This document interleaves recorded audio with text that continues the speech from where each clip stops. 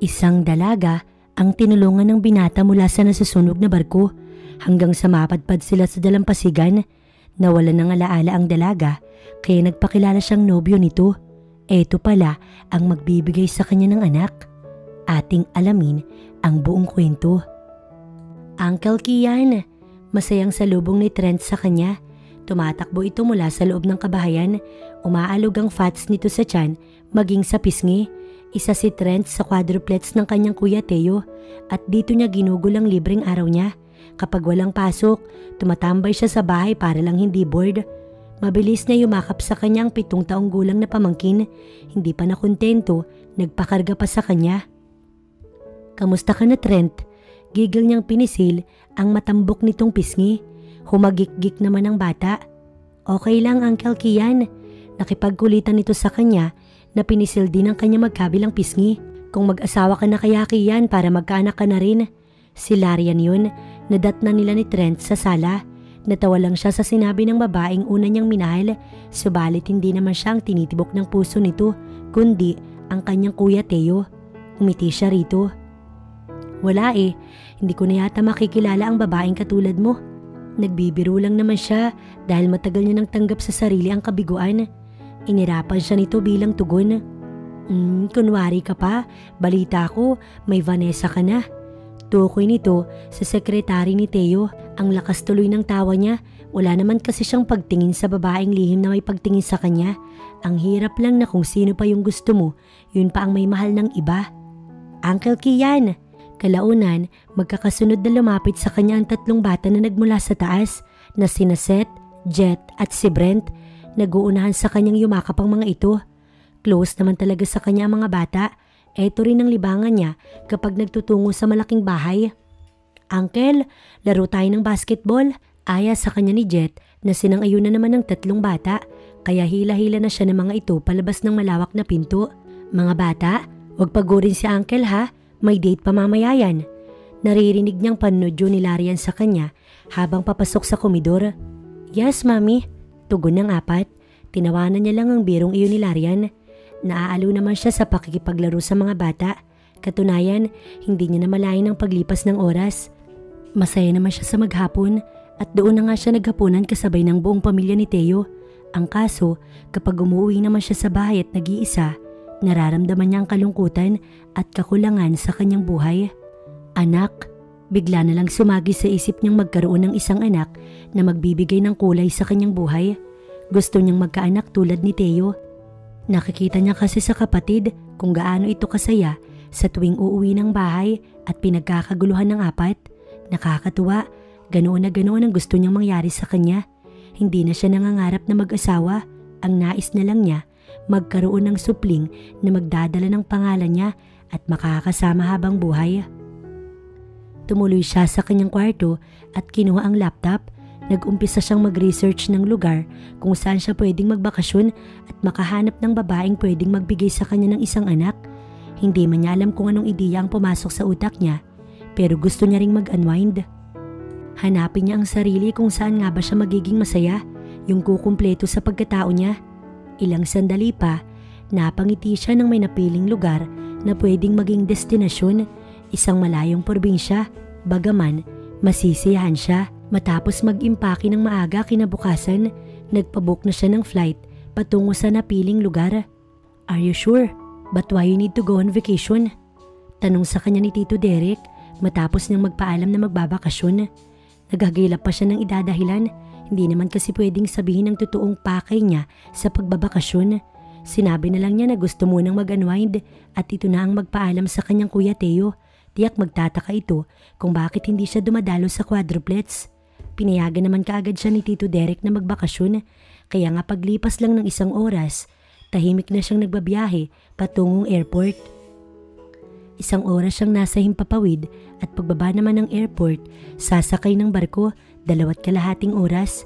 Ganoon kalayo ang lugar na gusto niyang marating, yung walang nakakakilala sa kanya, yung tahimik at makakapag-relax siya. Hindi naman hassle kumuha ng tiket dahil wala pang 15 minutos siyang pumila. Tuloy-tuloy sa nakadaong na barko pasakay. Pailan-ilan pa lang ang pasaherong nasa loob ng barko. Pumwesto siya sa labas kung saan tanaw niya ang malawak na karagatan.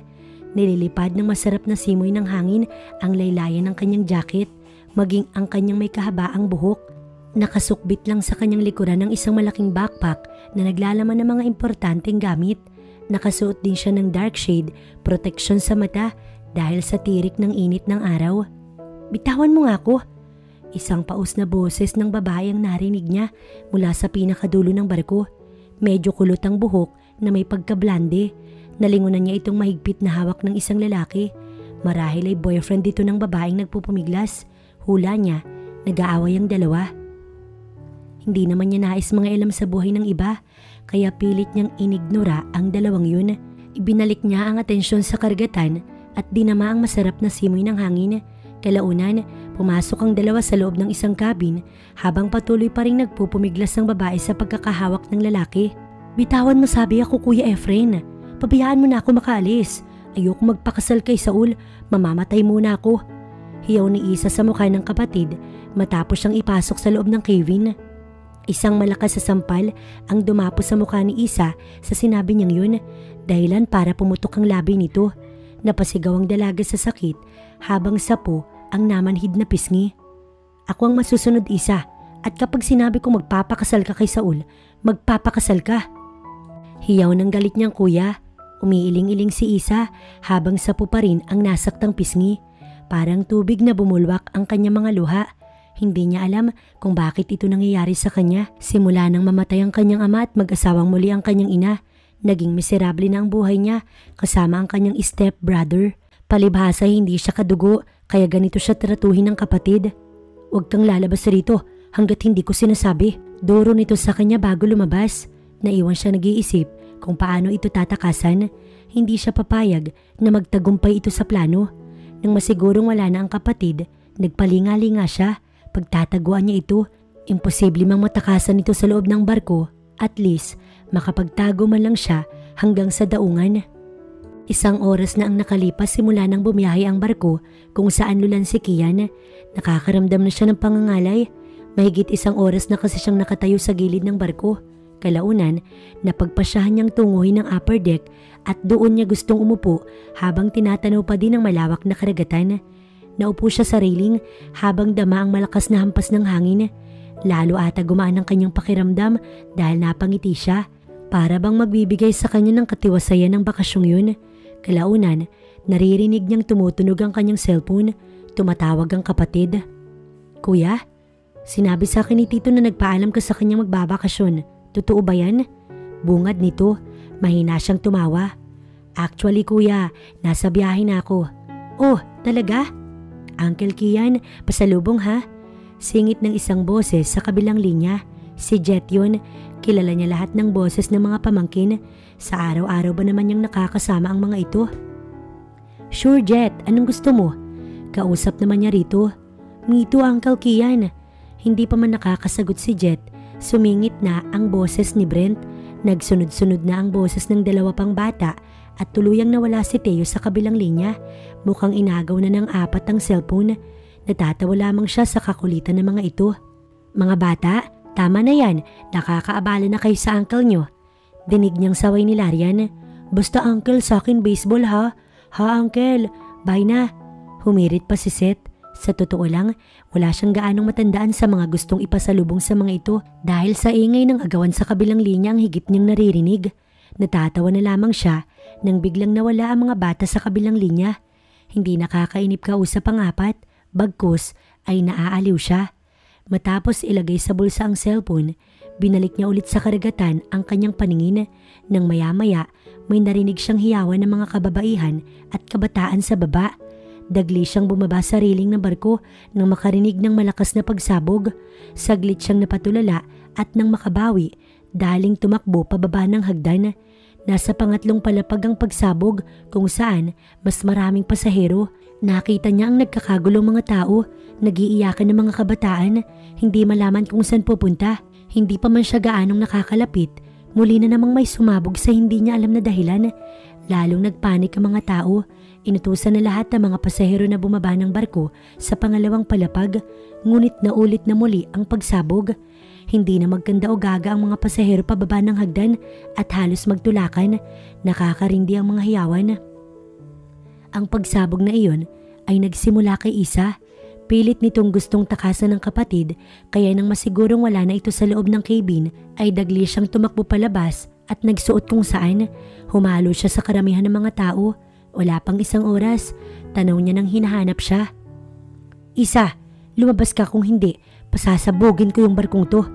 Iyon ang sinabi ng nagbabantang kapatid sa galit na boses, pero dahil sa takot ni Isa, lalo pa itong nagsumiksik sa kanyang pinagtataguan. Nakakatakot ang kanyang kuya Efren. Hindi niya gugustuhing lumapit dito. Tiyak niyang pagbaba nila ng barko, naghihintay na sa kanila si Saul, ang lalaking pinagkakautangan nito, kaya mas makakabuti kung magtatago siya at iligtas ang sarili. Ngunit hindi niya akalaing tototohanin nito ang bantang pasasabugin ng barko. Dahil wala pa man 15 minuto ay napasabog na nito ito mismo sa loob. Doon nagsimulang magpanik ang mga pasahero, lalo na ang mga batang wala pang muwang.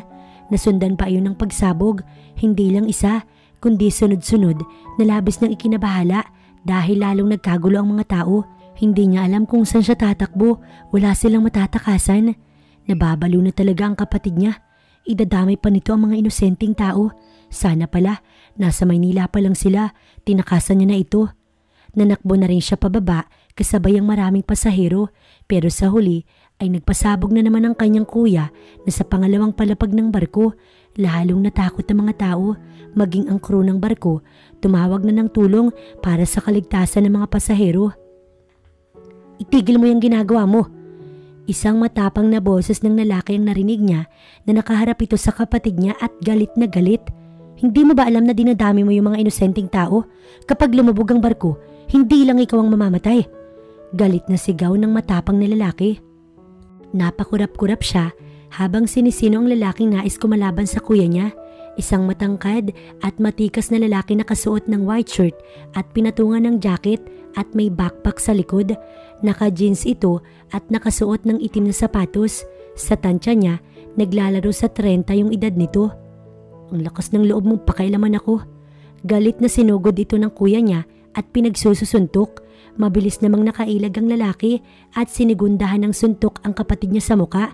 Hanggang sa nagpambuno ang dalawang to. Hindi alintana ng mga ito ang nagsisiklab na barko at nagangalit na mga apoy na gustong tupukin ng pangalawang palapag ng barko. Gustong-gusto niyang lumapit at awatin ng dalawa, subalit hindi niya alam kung paano. Ayaw naman niyang magpakita sa kapatid, pero kapag naman hindi niya gagawin, lalo lamang lalala ang sitwasyon. Kuya, tama na. Sa huli, napag-isip-isip niyang awatin ng dalawa. Siya lang ang may kapangyarihan na pahintuin ang kalokohan nito, lalong madadamay ang mga walang muwang na batang naroon sa loob ng barko. Subalit huli na pala ang lahat dahil mabilis na kumalat ang apoy. Ang ibang pasahero nagtalunan sa tubig dahil sa sunod-sunod na pagsabog. Pinilit niyang sakluluhan ng ibang pasahero pero nagdeklara na ang kapitan ng barko na tumalo na lahat ng mga pasahero dahil unti-unti nang pinasok ng tubig ang ibabang parte ng barko kung saan unang nagpasabog ang kuya niya. Wala siyang ideya kung saan siya pupunta, basta may malakas na kamay ang humila sa kanya. Nakakasulasok na amoy ng gasolina ang sumusuot sa kanyang ilong. Dama niyang sa pagmamadaling tumakbo upang tumalon sa tubig, humampas ang ulo niya sa railing ng barko, dahilan para mawalan siya ng malay. Huli niyang nakitang may hawak sa kanya ang lalaking estrangherong nakaaway ng kanyang kapatid kanina. Naramdaman na lamang niya na buhat siya nitong itinalon sa tubig at kasunod, hindi niya na alam ang nangyari sa kanya. Nagising si Kian sa lamig na nararamdaman dahil sa pagkakababad ng katawan niya sa tubig. Nakahiga siya sa gilid ng dalampasigan at masakit ang buo niyang katawan.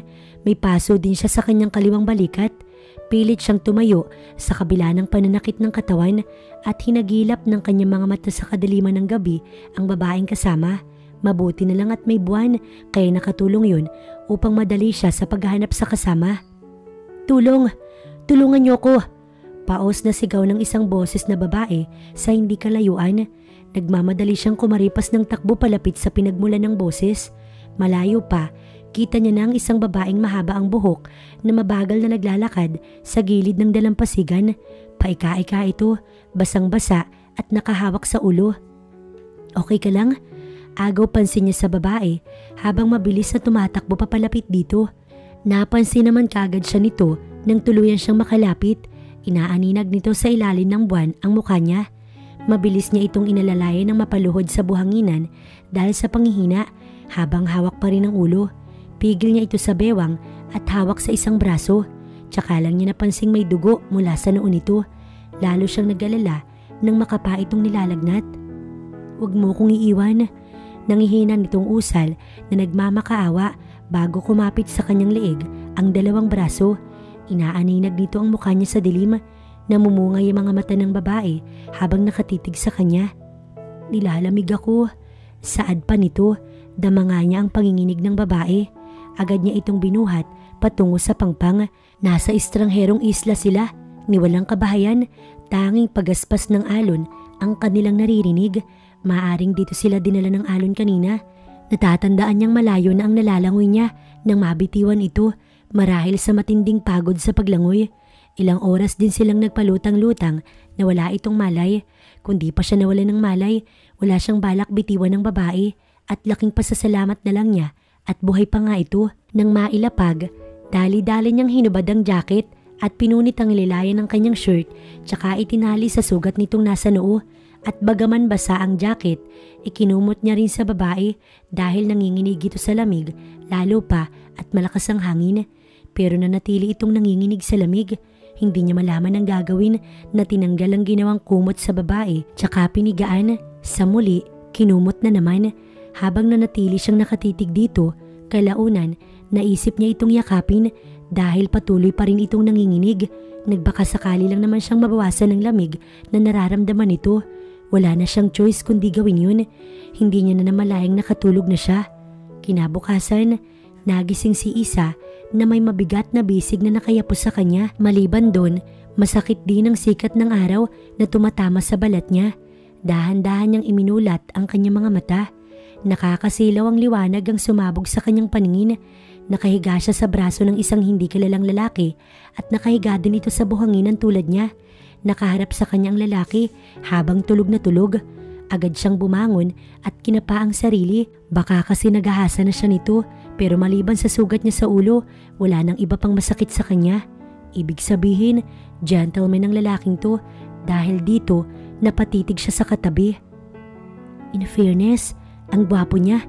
Humahagik-gik niyang bulong. Ang ganda ng mga mata nitong nakapikit. Ang ganda rin ng lips, pati ang matangos na ilong. Mabuti na lang at ito ang nakasama niya sa islang hindi kilala at mukhang napakalayo nilang dalawa sa kabihasnan. Ang tanong, paano sila nakarating dito? Sino ang lalaking to? Hinahalokan niya kagad sa kanyang isipan kung saan sila galing ng lalaking to, pero naputol ang pag-iisip nang biglang magmulat ang mga mata ng lalaking tanda na nagising na ito. Nakaupo na siya noon at nakatitig sa lalaki kaya dagli siyang nag-iwas ng tingin dito. Mabilis itong umupo at kinapa siya sa noo. "Wala ka ng lagnat, salamat naman." Usal nito tsaka tumayo ng diretso. Napatingala naman siya sa matangkad na lalaki. "Pwede ko bang malaman kung bakit tayo nandito? Tsaka bakit ako may benda sa ulo?" Tanaw niya ang lalaking mala Adonis na lumakad palayo na para bang may tinatanaw sa malayo sa may karagatan. "Kailangan nating makaalis dito. Hihingi tayo ng tulong." Saad nito na hindi pinansin ang kanyang tanong. Nanatili siyang nakaupo na tinatanaw ito. Mahalatang nag-iisip ang lalaki sa susunod na gagawin. Siya na may iniisip pa rin ang tugon ng kanyang tanong pero tila kumikirot ang kanyang sugat sa may noo. Wala siyang maalala. Bigla siyang napatayo sa buhanging kinauupuan. Wala siyang maalala. Tanda niya ang kanyang pangalan pero wala siyang iba pang maalala sa nangyari kung paano sila nakarating sa liblib na lugar na yun kasama ang lalaki. Nakita niyang kumuha ito ng malaking sanga na pinulot lang kung saan at nagsulat ng malaking help sa buhangin. Pagkatapos, nilingon siyang nag-aalala at humakbang palapit sa kanya. Bakit ganun? Ang lakas naman ata ng sex appeal nito para mapatulala siya. "Hubarin mo na yung suot mo para matuyo." Walang anumang sabi nito tsaka naghubad din ito ng sariling damit kaya nalipat sa maskuladong katawan ng lalaki ang mata niya. Itinayo na siya nito at kapwa nila nilakad patungo sa may mga kakahuyan. "Gagawa tayo ng pwede nating paglipasan ng oras dito." Marahil ay nakita ng lalaki ang pagkalito niya. "Sagutin mo muna yung tanong ko. Anong ginagawa natin sa lugar na to? At sino ka naman?" Bawi ni Isa sa kamay niya na hawak ng lalaki. Nahinto ito sa paglalakad tsaka tumitig sa kanya. You mean, wala kang matandaan kung bakit tayo napadpad dito? Nakakunot ang noon itong tanong. Pangalan ko lang ang natatandaan ko, maliban doon ay wala na. Matagal na naman siya nitong tinitigan bago siya muling hinawakan sa kamay. On the way to honeymoon sana tayo, kaya lang lumubog ang lansyang sinasakyan natin at dito tayo napadpad. Bali walang tugon ng lalaki sa kanya. Napakurap siya habang nakatingin sa lalaki. Asawa niya ito, kaya pala magkayakap sila kanina ng magising. Ano pang hinihintay mo? Halika na. Tawag nito sa kanya na nagpatuloy sa paglalakad. Lihim namang tinignan ni Kia ng babae. Hindi pananamantala ang ginagawa niyang pagsisinungaling, kundi gusto niya lang na hindi ito mailang sa kanya sa pananatili sa estrangherong islang yun. Wala itong maalala at maaaring matakot sa kanya kapag sinabi niyang hindi sila magkakilala. Kalaunan ay katuwang niya itong bumuo ng kubo na pwede nilang pansamantalang matuluyan. Nakakapagod. Narinig ni Kia na reklamo ng babae matapos nilang mabuo ang maliit na kubo na yari sa kahoy at pinagtagpi-tagping dahon na kung saan-saan lang nila kinuha. Katuwang niya itong mamulot ng sanga or mga layang kahoy. Hirap pa nga sila dahil walang pamutol kundi tanging lakas niya lamang. Isa pang dahilan kung bakit kailangan nilang madaliin ang paggawa ng kubo dahil mukhang babagsak ang ulan dahil nagdidilim ang kapaligiran. Lumalakas din ang hangin. Humihingal siya sa pagmamadali para lang matapos ang kanilang masisilungan. Bagaman maliit ay kasya naman silang dalawa. Wala naman silang balak magtagal sa lugar na yun. Magpahinga ka muna. Aniya, nanilingon ito upang mapatda. Nakasuot na lang kasi ang babae ng dalawang maliit na saplot. Hinubad nito ang suot na bestida at kasalukuyang isinasampay ang damit nitong basa sa mababang sanga ng punong kahoy. Tinanaw niya ang magandang hubog ng katawan ni Isa na nagpainit sa dugo niya. Ilang beses ata siyang napalunok habang nakatitig rito. Hindi naman si Isa ang unang babaeng nakita niya sa ganitong ayos at hindi niya inaasahang tatablan siya. Mabuti pa nga, kaso, love, nagugutom na nga ako eh. Saktong pagharap nito, nahuli siyang tulalang nakatitig sa katawan ng babae. Hindi lang yun, kundi pati na rin sa uri ng tawag nito sa kanya. Love? Pag-uulit niya. Ha? Bakit? Ano bang tawagan natin? Nakakunot ang noo nito na nakatitig sa mata niya. Lumapit ito sa kanya kaya nag-iwas siya ng tingin tsaka agad na tumayo. Nagugutom na rin naman siya. Kaninang umaga pa sila hindi kumakain kaya natural lang nagutom na sila pareho. Maiwan ka muna dito. Maghahanap lang ako na makakain natin. Ani ang tumalikod na at hindi pinansin ang tanong ng babae. Tukso ito para sa kanya. Ayoko maiwan dito, baka may ahas. Nanakbo ito palapit sa kanya at nang maabutan, sumabay sa paglalakad. Hindi na naman niya napigilang pagmasdan ang nakakaakit nitong katawan. Pero kapag titingin sa kanya ang babae, ay agad siyang umiiwas ng tingin. Sa palagay niya, hindi dapat siya magpakita ng pagkailang rito dahil mag-asawa sila sa pag-iisip ng babae.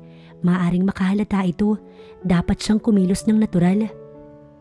Hinubad niya ang suot na pantalon bago lumusob sa tubig dahil kagabi pa iyon basa. Kailangan niya rin iyong patuyuin.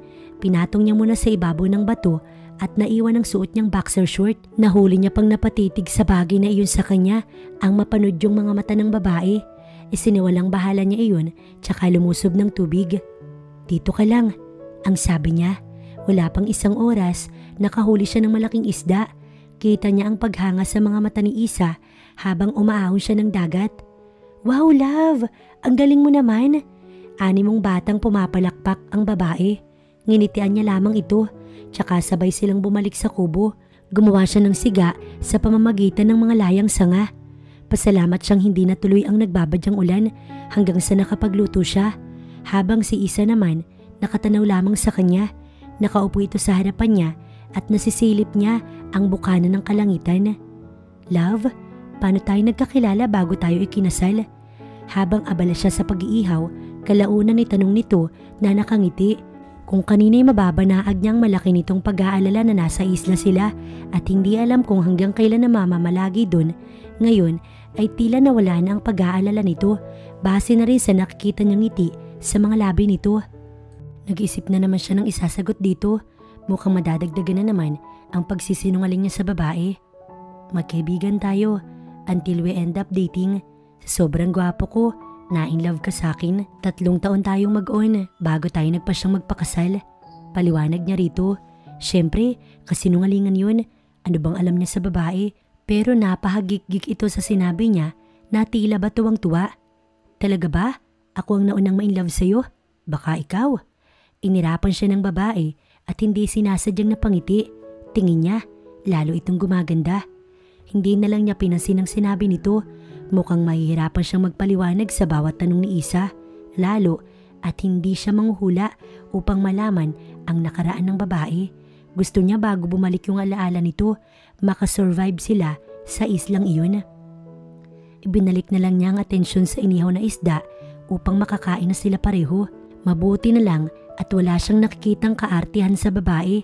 Sabay silang kumain na dahon lang ang plato at nakakamay. Wala siyang gaanong naririnig na reklamo mula rito. Tila nahanap niya na ang babaeng magbibigay sa kanya ng anak. Bakit nga ba hindi na lang ito? Maiwan ka muna dito. Matapos kumain, paalam ni Kian sa babae. Maghahanap lang siya ng pwede nilang mainom at paraan kung paano sila makakaalis sa lugar na yun. Sasama ako. Humabol na naman ito at humawak sa kanyang kamay at nakisabay sa paglalakad. Nilakad nila ang masukal na kakahuyan. Paano kapag hindi na tayo makaalis dito? Habang naglalakad, naisipan nitong itanong sa kanya. Hindi mangyayari yun, kaya nga gagawa tayo ng paraan upang makaalis dito. Seryoso niyang saad na lalo pang binilisan ng paglalakad dahil muli na namang nagdilim ang kapaligiran at nagbabadya na naman ang ulan. Basta ako love, okay lang sa akin na nandito tayo basta hindi mo ako pababayaan. Hinawakan siya nito sa kamay dahil napabitaw ito kanina. Kung alam kaya ng babaeng ito ang totoo, kaya nga ba nitong hawakan ng babae? Hindi niya alam kung anong magiging reaksyon sa tuwing magtatagpo ang mga mata nila. Waring nababasa niya sa mga mata nito ang sinseridad ng mga sinasabi dahil pinaniwala niya itong mag-asawa sila. Nanatili silang magkatitigan na walang nanulas sa labi niya. Nawili na ata siyang pagmasdan ito. Pareho na lamang silang natigilan ng kalaunan, biglang bumuhos ang malakas na ulan. Ngumiti lang ito sa kanya at napangiti din siya. Kalaunan, nauwi sa tawa. Nag-ipon ng ulan sa kamay at iyon ang ininom. Ginaya na lang niya ito. Tamuli, basa na naman silang pareho nang magpasyang bumalik sa kubo. Bukas na lang siya hanap ng paraan kung paano makakaalis sa isla. Ngayon, sasamantalahin na muna nilang nasa magandang lugar. Gabi na at tanging suot lang ni Isa ay ang pinatuyong bestida. Wala siyang suot na pangilalim. Malakas pa din ang ulan at madilim ang kapaligiran. Tanging nagbibigay lamang ng liwanag sa kanila ni Kian ay ang kidlat na gumuguhit sa kalangitan. Pasalamat na lang siya at kahit papaano, hindi sila nababasa ni Kian sa ginawang kubo. Palibhasa, napapalibutan iyon ng pinagtagpi-tagping dahon. Love? Tawag niya sa asawang malayo sa kanya. Nasa kabilang bahagi ito ng kubo. Nakahiga na rin patalikod sa kanya. Akala niya ba, honeymoon nila? Bakit parang ilap ito? Tanging tugon ng lalaki. Nanatili ito sa kabilang sulok na ikinainis niya. Ni ayaw siyang lapitan. Ang lamig. Yukapin mo naman ako. Bakit ba lumalayo ka sa akin? Pwede bang tabi tayong matulog? Nagtatampo niyang tanong. Tila ba may nakakahawa siyang sakit kung pangilagan nito? Walang sagot kaya gumapang siya papalapit rito at kinapa niya ito. Una niyang nahawakan ng paa ni Kian, pataas hanggang umabot sa braso ng lalaki ang kamay niya. Anong ginagawa mo? Tanong ng baritonong boses na tila inaantok. Alam niyang pagod ito sa ginawa nilang bahay.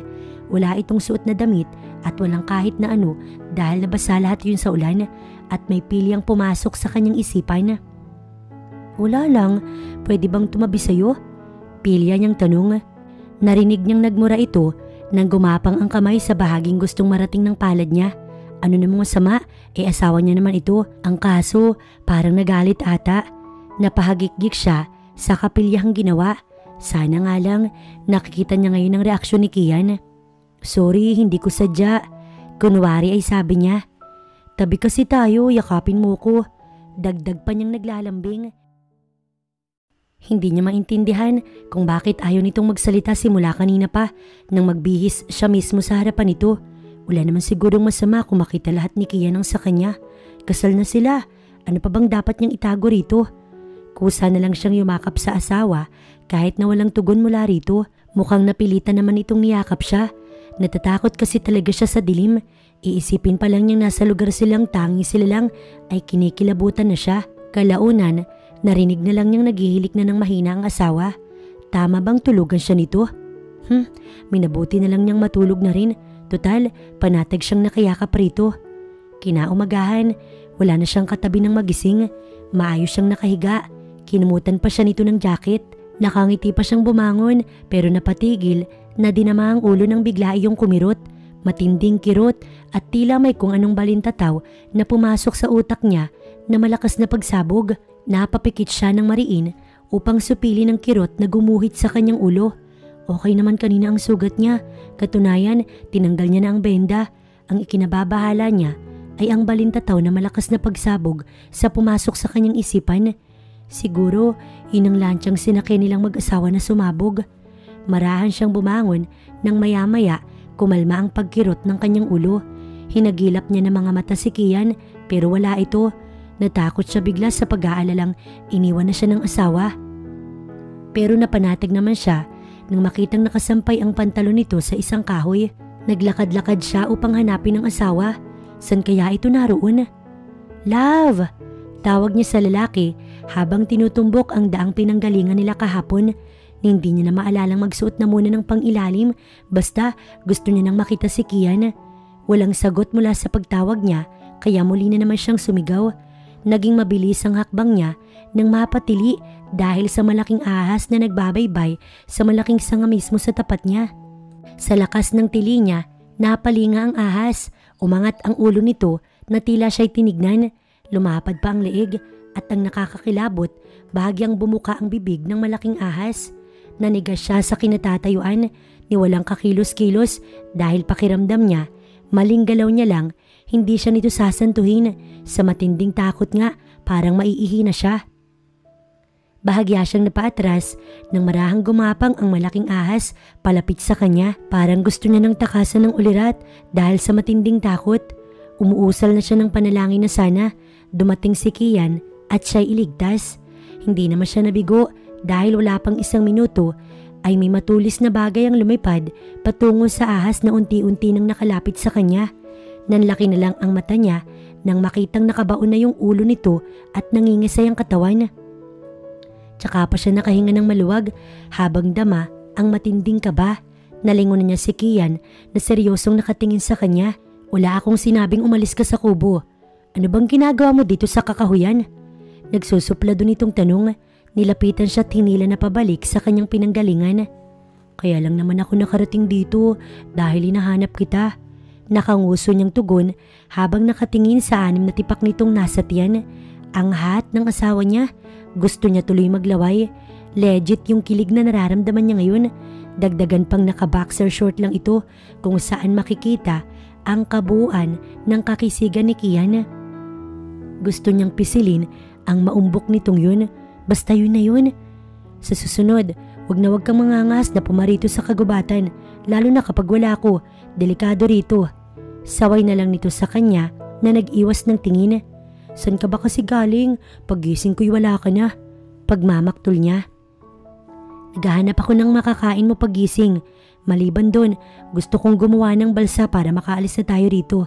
Hindi pwedeng umasa na lang sa rescue. Malabo yun. Kaya nga ang tanging maitutulong mo lang, manahimik sa kubo, okay? Bahagya lang siya nitong sinulyapan. Bagaman parang galit ito, hindi naman yun nakabawas sa kagwapuhan ng asawa. Iniisip niya tuloy kung paano niya minahal ang katulad nito at kung anong unang nakita niya kay Kian at na-in love siya rito. Basta para sa kanya, kahit abutin pa sila ng taon sa islang yun, ayos lang sa kanya. Kung katulad lang nito ang makakasama niya'y sapat na. Sa araw na iyon, bilang almusal, pinagsaluhan lang nila ni Kian ng ilang prutas na nakuha nito mula sa kagubatan. Sapat na yun para sa kanila, basta malamnan lang ang kanilang sikmura. Patungo na sila sa dagat upang magtampisaw nang may madinig na tunog ng motor ng bangka. Nag-uunahan na silang tumakbo palapit sa dalampasigan sa pag-asang mapansin isa man sa sakay nun. Kaso mukhang malabo, katulad kahapon ay nagsisimula na namang magdilim ang kapaligiran. Saglit lang na nagpakita ang sikat ng araw pero tinakpan na naman ng makapal na ulap kaya malabo silang mapansin nang natatanaw nilang napakalayong bangka. May tao dito! Tumalon-talon na sila pareho at ikinaway ang mga kamay upang mapansin lang ng dumadaang bangka. Sa layo nun, malabong mapansin sila. Ganoon man, nagpatuloy ang dalawa sa pagsigaw at pagkaway ng kamay, mapansin lamang kahit paano. Dama niyang gustong-gusto nang makaalis ni Kian sa lugar na yun. Nahihirapan na din siguro, nararamdaman niya yun. Subalit walang nakapansin sa kanila, walang nakarinig hanggang sa tuluyang lumagpas ang bangka at hindi na nila natanaw man lang. Nanlulumo itong napaupo sa buhanginan habang siya napapatingin dito. Tahimik siyang tumabi sa kinauupuan ng asawa. Ayos lang yun, love. May other way pa naman para makaalis tayo dito. Hinaplos niya ang likod nito, pampalubag loob. Sinulyapan siya ni Kian. Parang bata na pinisil ang ilong niya, tsaka nginitian. Balik na tayo sa kubo, baka umulan pa. Saglit nitong tiningala ang langit bago siya sinulyapan ulit. Baka hindi na tayo makapagpatuyo ng damit. Wala ka na namang isusuot. Tsaka lang ito pilyong umiti. Napasimangot siya. Akala ko ba maliligo tayo? Habol niya rito dahil nagpatiuna na itong tumayo at lumakad pabalik sa kanilang kubo na nasa may kakahuyan. Pinagsasalit-salita niya lang kasi ang nag-iisang damit kaya kailangan niya iyong mapatuyo kapag hinubad, kundi wala siyang isusuot at ayaw naman niyang matulog nang walang sapin man lang ang katawan. Kapag suot niya kasi ang maliit na saplot, pinatutuyo naman niya ang kanyang damit na bestida. At kapag ang bestida naman ang suot niya, wala naman siyang pangilalim. Sa totoo lang, ang hirap din ng kanilang sitwasyon. Nga lang, kontento siya dahil kasama ang asawa. Sa paglipas ng araw, tila nasanay na lamang sila ni Kian. Hindi na sila naiilang sa isa't isa kahit nakakarampot na saplot na lang ang suot nilang pareho. Magkatuwang din sila maghanap ng mailalaman ng kanilang tiyan.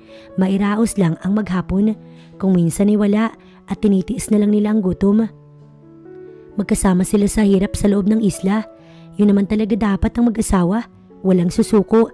Mahirap man ang kanilang sitwasyon pero kinakaya nila pareho sa tulong ng isa't isa. Love, nasan nga pala ang mga magulang ko? Nung kinasal tayo, nandun ba sila? Nag-aalala kaya sila sa atin? Isang gabi, dinig ni Kian na tanong ng babae. Malungkot ang boses nito, tila umiiyak. Inaninag niya ito sa liwanag na nagmumula sa labas. Maliwanag kasi ang buwan. Nakaupo ang babae, paharap sa kanya. Malungkot ang babae. Nakadama siya ng kakaibang damdamin sa babae. Awa, iyon ang nararamdaman niya. Madalas, napapansin niya sa sariling nag-aalala siya rito. Isang bagay na kay Laria niya lang naramdaman nun. Iyon ay dahil minahal niya si Laria nun. Posible din bang mahulog na muli ang loob niya sa iba? Noong una inakala niyang si Isa ang babaeng sa tingin niya magbibigay sa kanya ng anak katulad sa nauna niyang plano. Pero taliwas na iyon sa nararamdaman niya para kay Isa ngayon. Nararamdaman niyang hindi lang isang anak ang gusto niya kundi higit lalo ito kaya lang nag-aalala siya sa panluloko rito. Huwag mo silang alalahanin, okay sila. Sa muli, nagsinungaling na naman siya. Niwala siyang ideya kung may magulang pa ito. Napahikbi ito. Sigurado ako, nag-aalala na iyon sa atin. Hikbi na kalaunan na nauwi sa pag-iyak. Ayaw sana niyang lumapit sa babae dahil natutokso siya. Pero bilang nagkukunwaring asawa, kailangan niya itong i-comfort. Ginagap niya ang palad ni Isa matapos lapitan, tsaka marahang pinisil yun. Dama niya ang mainit na buong katawan nito nang bigla na lamang yumakap sa kanya. Huwag ka nang umiyak. Pwede, nakakahiya naman sa makakarinig. Iisipin nila, inaaway kita. Ang sabi niya rito, mahina itong humikbi tsaka bahagyang nag-angat ng paningin upang titigan ang mukha niya. Sino naman na makakarinig sa akin dito? Mga kuliglig? Mahina siyang natawa dahil may punto naman ito. Sa ginawa niya, natigilan si Isa sa pagtitig sa kanya. Namungay ang mga mata nito bago hinaplos ang kabilang pisngi niya. I love you, Kian. Pabulong nitong Saad na hindi niya inaasahan. Dama niya ang panunuot ng kuryente sa buo niyang kalamnan. Isa, hindi mo alam ang sinasabi mo. Gusto na lang tuloy niyang bawiin ang kasinungalingang mag-asawa sila, pero baka lalo itong malungkot. Bakit hindi ka na lang din mag-I love you? Pinakasalan mo ko pagkatapos hindi mo ko mahal. Nagsimula na itong magmaktol, binitiwan siya, tsaka nagmukmuk sa gilid. Napabuntong hininga siya habang nakatingin sa madilim na parte ng kinalalagyan nito. Mahal kita, sinabi niya yun para hindi na ito malungkot. Hindi niya alam kung saan galing ang katagang binitiwan, pero dama niya sa kanyang puso. Hindi kumibo ang dalaga, halatang naghihintay na suyuin pa niya. Nilapitan na naman niya ito, tumabi siya sa pagkakahiga ng babae at marahan itong niyakap. Matulog na tayo, promise, gagawa ako ng paraan para makauwi bukas kahit anong paraan. Wala mang kasiguraduhan ay saad niya. Humarap ito sa kanya na may ngiti sa labi. Kita niya yon sa madilim nilang kubo na bahagya lang natatapunan ng liwanag mula sa buwan. Sa galak, napayakap ang babae sa kanya at hindi niya inaasahan ang gagawin ito. Siniil lang naman siya ng halik sa labi ng dalaga. Nanigas siya at nablangko ang isipan. Hindi niya gustong pagsamantalahan ng babae. Wala itong alam sa katotohanan, pero kapag itinulak naman niya ito, tiyak sasama ang loob sa kanya. Bukod dun, bigla na lang nagliyab ang kanyang pakiramdam. Matapos ang mainit na sandali sa pagitan ni Kian at Isa, pagod na nakatulog ang dalaga habang si Kian na natiling gising, nangangamba dahil sa hindi makontrol na damdamin para sa babae kanina. Paniguradong kasusuklaman siya nito kapag bumalik na yung alaala ng dalaga, subalit iisipin niya pa ba yun kung sa palagay niya mahal niya ito? Hinagka niya sa labi ang natutulog na babae, tsaka ito mahigpit na niyakap. Nakatulugan na lamang niyang pag-iisip para sa panibagong mundong tatahakin kasama ito, kasama ang babaeng hindi inaakalang mamahalin. Kinabukasan, nagising si Isa sa magkahalong sakit at sarap ng kanyang pakiramdam. Napapangiti siya sa alaalang naganap kagabi. Bumangon siya at hinanap ng kanyang mga mata ang asawa. Wala na naman kasi ito sa kanyang tabi. Nagbihis siya at lumabas ng kubo upang hanapin si Kian. Nagkakanda haba ang kanyang leeg habang tinatanaw ang masukal na kakahuyan. Alam niyang naroon si Kian. Love? Nagsimula siyang tawagin ng lalaki pero walang tugon. Baka napalayo ito, naisa na niyang sundan, kaso natatakot siyang baka may ahas na naman. Kalaunan, napatili siya sa gulat nang may dumambas sa kanya mula sa likuran at dalawang bisig agad ang pumulupot sa bewang niya. Si Kian iyon na tumatawa. Ano ba? Papatayin mo ba ako sa gulat? Hinampas niya ito sa braso ng 3 beses na hindi man lang nakatama dahil sa mabilis itong pag-ilag. Hindi siya nakontento. Hinabol ito at ang lalaki patakbong tinungo ang gilid ng dalampasigan. Talagang nagpapahabol ito sa kanya. Binilisan niya pa ang pagtakbo hanggang sa maabutan niya ito. Naririnig niyang mapangasar nitong tawa hanggang sa marating nila ang dagat. Sinalubong pa siya ng tubig na isinaboy nito. Dahil dito, basang-basa na ang damit niya. Nang mapagtanto kung anong gusto ng lalaki, pinagbigyan niyang makipagharutan sa asawa. Bagaman nananakit ang gitnang bahagi ng katawan, hindi na lamang yun ininda, basta aliw na aliw siyang sabayan ng kakulitan ng asawa. Hindi kasi ito ang nakilala niyang Kian. Tahimik at seryoso ang asawa niya na sa una lang pala may tinatago din pala itong kaharutan sa katawan. At dahil basang-basa pareho, nagpasya na lamang silang maligo. Dinala pa siya ng lalaki sa malalim na dagat. Marunong siyang lumangoy na hindi alam kung saan natutunan, pero ayon sa asawa nito, yun nga daw ang nagturo sa kanya. Magkatuwang silang ng huli ng isda gamit ang matulis na kahoy. Isang bagay na hinangaan niya sa asawa. Magaling ito sa lahat ng bagay. Sinisiguro nito ang kanyang kaligtasan. Love, marunong ka bang kumanta? Tanong niya isang dapit hapon habang naglalakad sila sa gilid ng dalampasigan. Napakagandang pagmasdan sa papalubog na araw. Siya mismo ang nagaya rito. Himala kasing hindi umulan sa hapong yun. Nakayakap siya sa braso nito habang sila'y naglalakad. Oo, kaya lang yung kanta ang ayaw sa akin. Sagot nitong may kasabay na tawa at saglit siyang sinulyapan. Bahagya naman siyang natawa. Sige nga, sample. Panunodyo niya. Wala siyang ideya kung anong team song nilang dalawa. Iniisip niya na sana bumalik na ang kanyang memorya para naman alam niya kung anong pagkataong meron ng kanyang asawa. Pakiramdam niya kasi hindi niya pa ito gaanong kakilala. Basta ang alam niya lang, masarap itong magmahal. Pinagbigyan naman siya nito sa kanyang hiling na marinig ang boses habang kumakanta. Napakalamig ng boses ni Kian, kasing lamig ng hangin mula sa dalampasigan. Nakaka-inlove or talagang in love na siya rito noon pa. Yan ba ang team song natin? Tanong niya sa lalaki matapos kantahin ng isang awiting pinamagatang Love is the Moment. Nakaupo silang pareho sa buhanginan dahil tuluyan ng kumalat ang kadiliman sa kanilang paligid. Oo, tipid nitong tugon.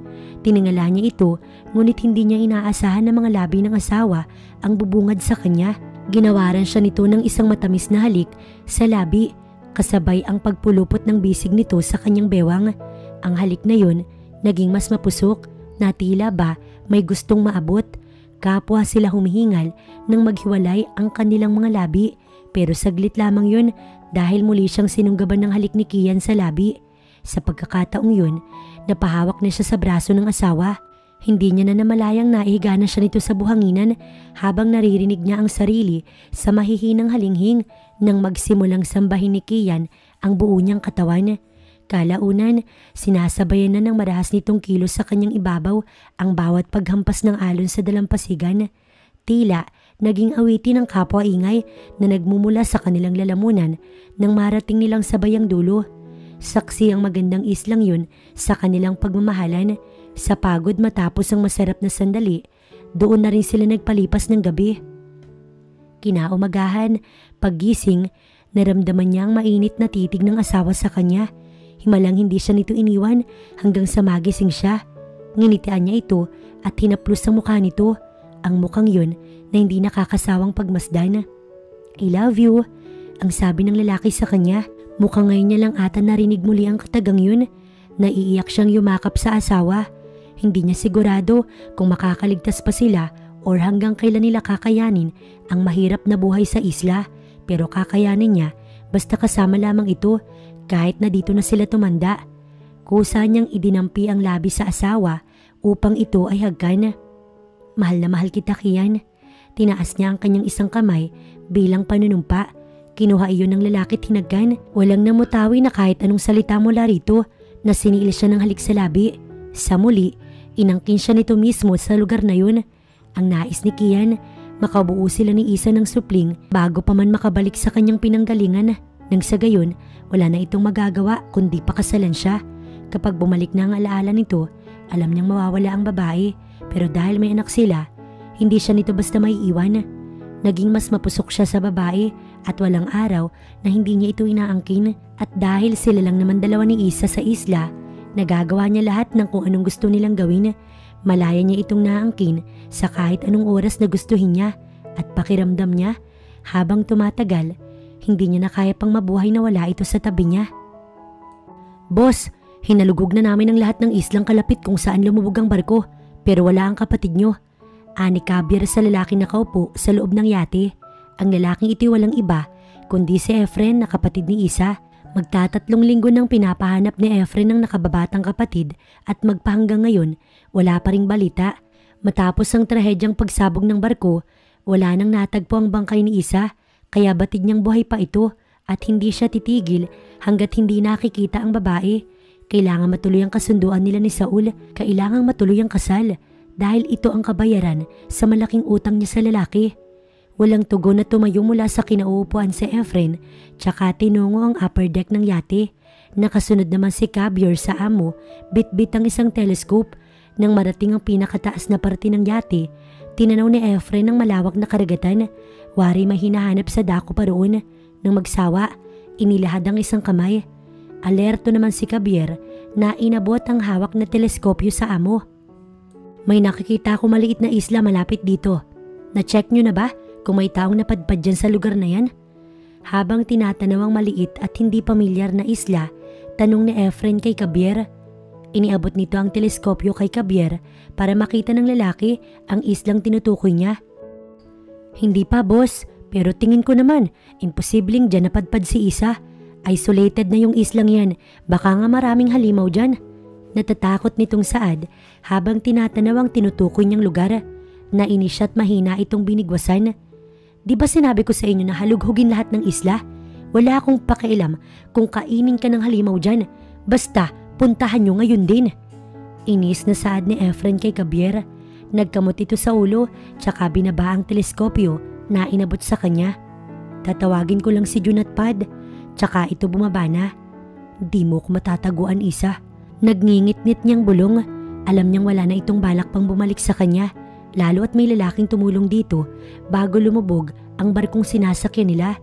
Hindi niya na noon nasundan ng dalawa dahil abala siyang isalba ang sarili, pero hindi ibig sabihin na wala siyang gagawin upang hindi ito matagpuan. Kaya nang makaligtas matapos madaanan ng rescue team, gumawa siya ng paraan upang mapuntahan si Saul at sabihing tinakasan siya ng kapatid. At ngayon, binigyan lang siya ng 1 buwan upang hanapin si Isa at iharap dito. Kapag hindi niya nagawa yun, siya ang malalagay sa alanganin. Nakita niyang lumapit sa kanya ang 3 tauhan ni Saul na sina Kabir, June at Pad na tila naghihintay na manduhan niya. Inutusan niya si Kabir na ibaba ang speedboat mula sa ilalim ng yate. Kumilos din ang 2 pang tauhan ni Saul at binaba ang boarding ladder. Maiwan ka, Pad. Utos niya sa isang lalaki. Balak niyang maghanap ng iba pang kalapit na isla at ito ang makakasama niya kung sakali. Tumango ito habang ang 2 naman tuluyan ng umalis, lula ng speedboat patungo sa sinasabi niyang isla. Siya naman kumuha ng teleskopyo at tinanaw ang 2 papalapit sa maliit na islang natatanaw. Umaasa siyang dala na ang kapatid ni Kabir at June. Love, anong una mong gagawin kapag nakabalik na tayo sa Maynila? Tanong ni Isa sa asawa na ngayon ay marahang naglalakad kasabay siya. Nasa kakahuyan sila at namumulot na mga layang sanga upang sigaan. Ayaw niya na kasing magpaiwan sa kubo at natatakot siya sa hindi malamang dahilan. Nilingon siya nito at ikinawit ang 1 braso sa leeg niya. Siguro, una kong gagawin pagdating sa bahay, maligo kasama ka.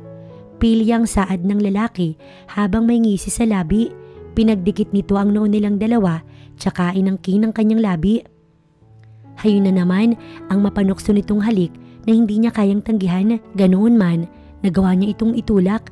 Tila kasi may naririnig siyang tunog ng bangkang papalapit. Napatitig siya sa asawa na sinalubong din ito nang nagtatakang titig ang mga mata niya. Namungay iyon kalaunan na para bang hindi naririnig ang ingay na naririnig niya mula sa dagat. I love you, Isa. Sad nito at hinalikan na naman siya sa labi hanggang sa nawala na sa isip ang naulinigan kanina. Nakuha kasi ni Kian ang buo niyang atensyon nang lumalim ang halik nito kasing lalim ng balon at nahihirapan siyang umahon. Binuhat siya ni Kian patungo sa kubo nila tsaka marahan siyang inilapag. Nakalimutan na nilang mamulot ng kahoy na dapat sisigaan para sa lulutuin nilang isda. Iba kasi ang gustong tanghalian ni Kian. Nakangiti pa ito matapos siyang dalhin sa paraiso ng Eden. Panay ang halik ng lalaki sa kanya. Love, pwede bang magluto ka na? Gutom na ako eh. Reklamo niya sa asawa. Okay love, pero 1 round muna. Pagbibiro nito at sinabayan ng tawa. Mamaya na no, kumain na muna tayo. Hindi ka ba napapagod? Nakailan ka ba kagabi? Pagpapaalala niya rito habang nakasimangot. Nakaisa. Sabay pisil ng pisngi niya. Nginisian pa siya nito. Kinikilig na naman tuloy ang pechay niya. Ay di sige, basta kumain muna tayo. Natatawa na lang siya na tila. Gusto niya rin kung anumang iniisip ng asawa. Nauna na siyang magbihis, tsaka binato sa lalaki ang boxer nito. Nagpatiuna na rin siya sa labas para mapatda. May 2 lalaking nasa labas ng kanilang bahay at papalapit sa kanyang kinatatayuan. Nandito ka lang pala, Isa. Matagal ka nang hinahanap ng Kuya Efren mo. Sabi ng isang lalaki may sukbit na baril sa tagiliran. Nakadama siya ng tuwa sa sinabi nito. Kuya, may kapatid ako? Nasisiyahan niyang tanong sa lalaki.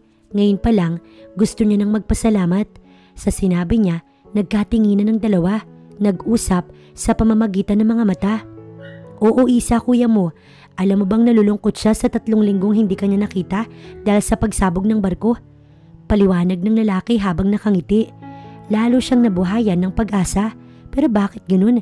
Hindi tugma ang sinabi ni Kian sa kanya sa sinabi ng lalaking to. Hindi siya sasama sa inyo. Sabay-sabay silang 3 napalingon sa galit na boses ni Kian. Mabilis siyang hinawakan ito sa kamay at ikinubli sa likuran. Nagtataka naman siyang nagpalipat-lipat ng tingin sa 3 lalaki. Kian, kakilala nila si Kuya. Ligtas tayo, sasama tayo sa kanila. Saad pa niya sa asawa. Isa, Ikaw lang ang kailangan namin. Wala kaming pakialam sa lalaking kasama mo. Halika na. Lumapit ang lalaking may baril matapos itong ikasayon at itutok kay Kian. Nakadama siya ng matinding takot at pagkalito. Sandali lang, hindi ako sasama sa inyo hanggat hindi ko kasama yung asawa ko. Pumagitna siya sa pagitan ng asawa at dalawang lalaki. Hindi mo siya asawa, Isa. Niloloko ka lang ng lalaking to. Pinagsamantalahan ka niya kaya sumama ka na sa amin. Hindi na naituloy ng lalaki ang sasabihin nito nang mabilis lumipad ang kamao ni Kian. Sa pulang mukha ng lalaki nagsalita kaya napasubsob ito sa lupa. Naalarma siya at napasigaw, lalo na nang pagtulungan si Kian ng dalawang lalaking may baril.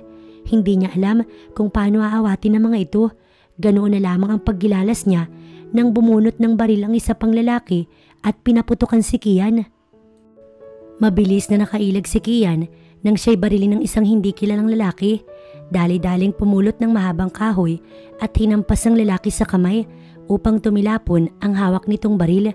Umaringking din ito sa sakit. Sinigundahan niya pa ng hampas ng isang lalaking may hawak din ng baril na papalapit sa kanya. Gamit ang kaalaman sa arnis, pinatulog niya ang mga ito tsaka dali-daling kinuha ang mga kasuotan nila ni Isa at hinila sa kamay ang babaeng sigaw pa rin ang sigaw sa takot. Shh! Huwag ka nang matakot. Okay na. Pangaalo niya muna sa babae upang kumalma. Mabilis itong yumakap sa kanya. Natakot ako, love. Akala ko katapusan na natin. Mahinang hikbi nito. Pinahid niya ang luha sa magkabilang pisngi ng babae. Hindi ko hayaang mangyari yun. Dadaanan muna sila sa ibabaw ng bangkay ko bago kanila makuha. Pagpapatahan niya sa babae, hinagod-hagod niya ang likod nito. Halika na, umalis na tayo rito bago pa sila magising.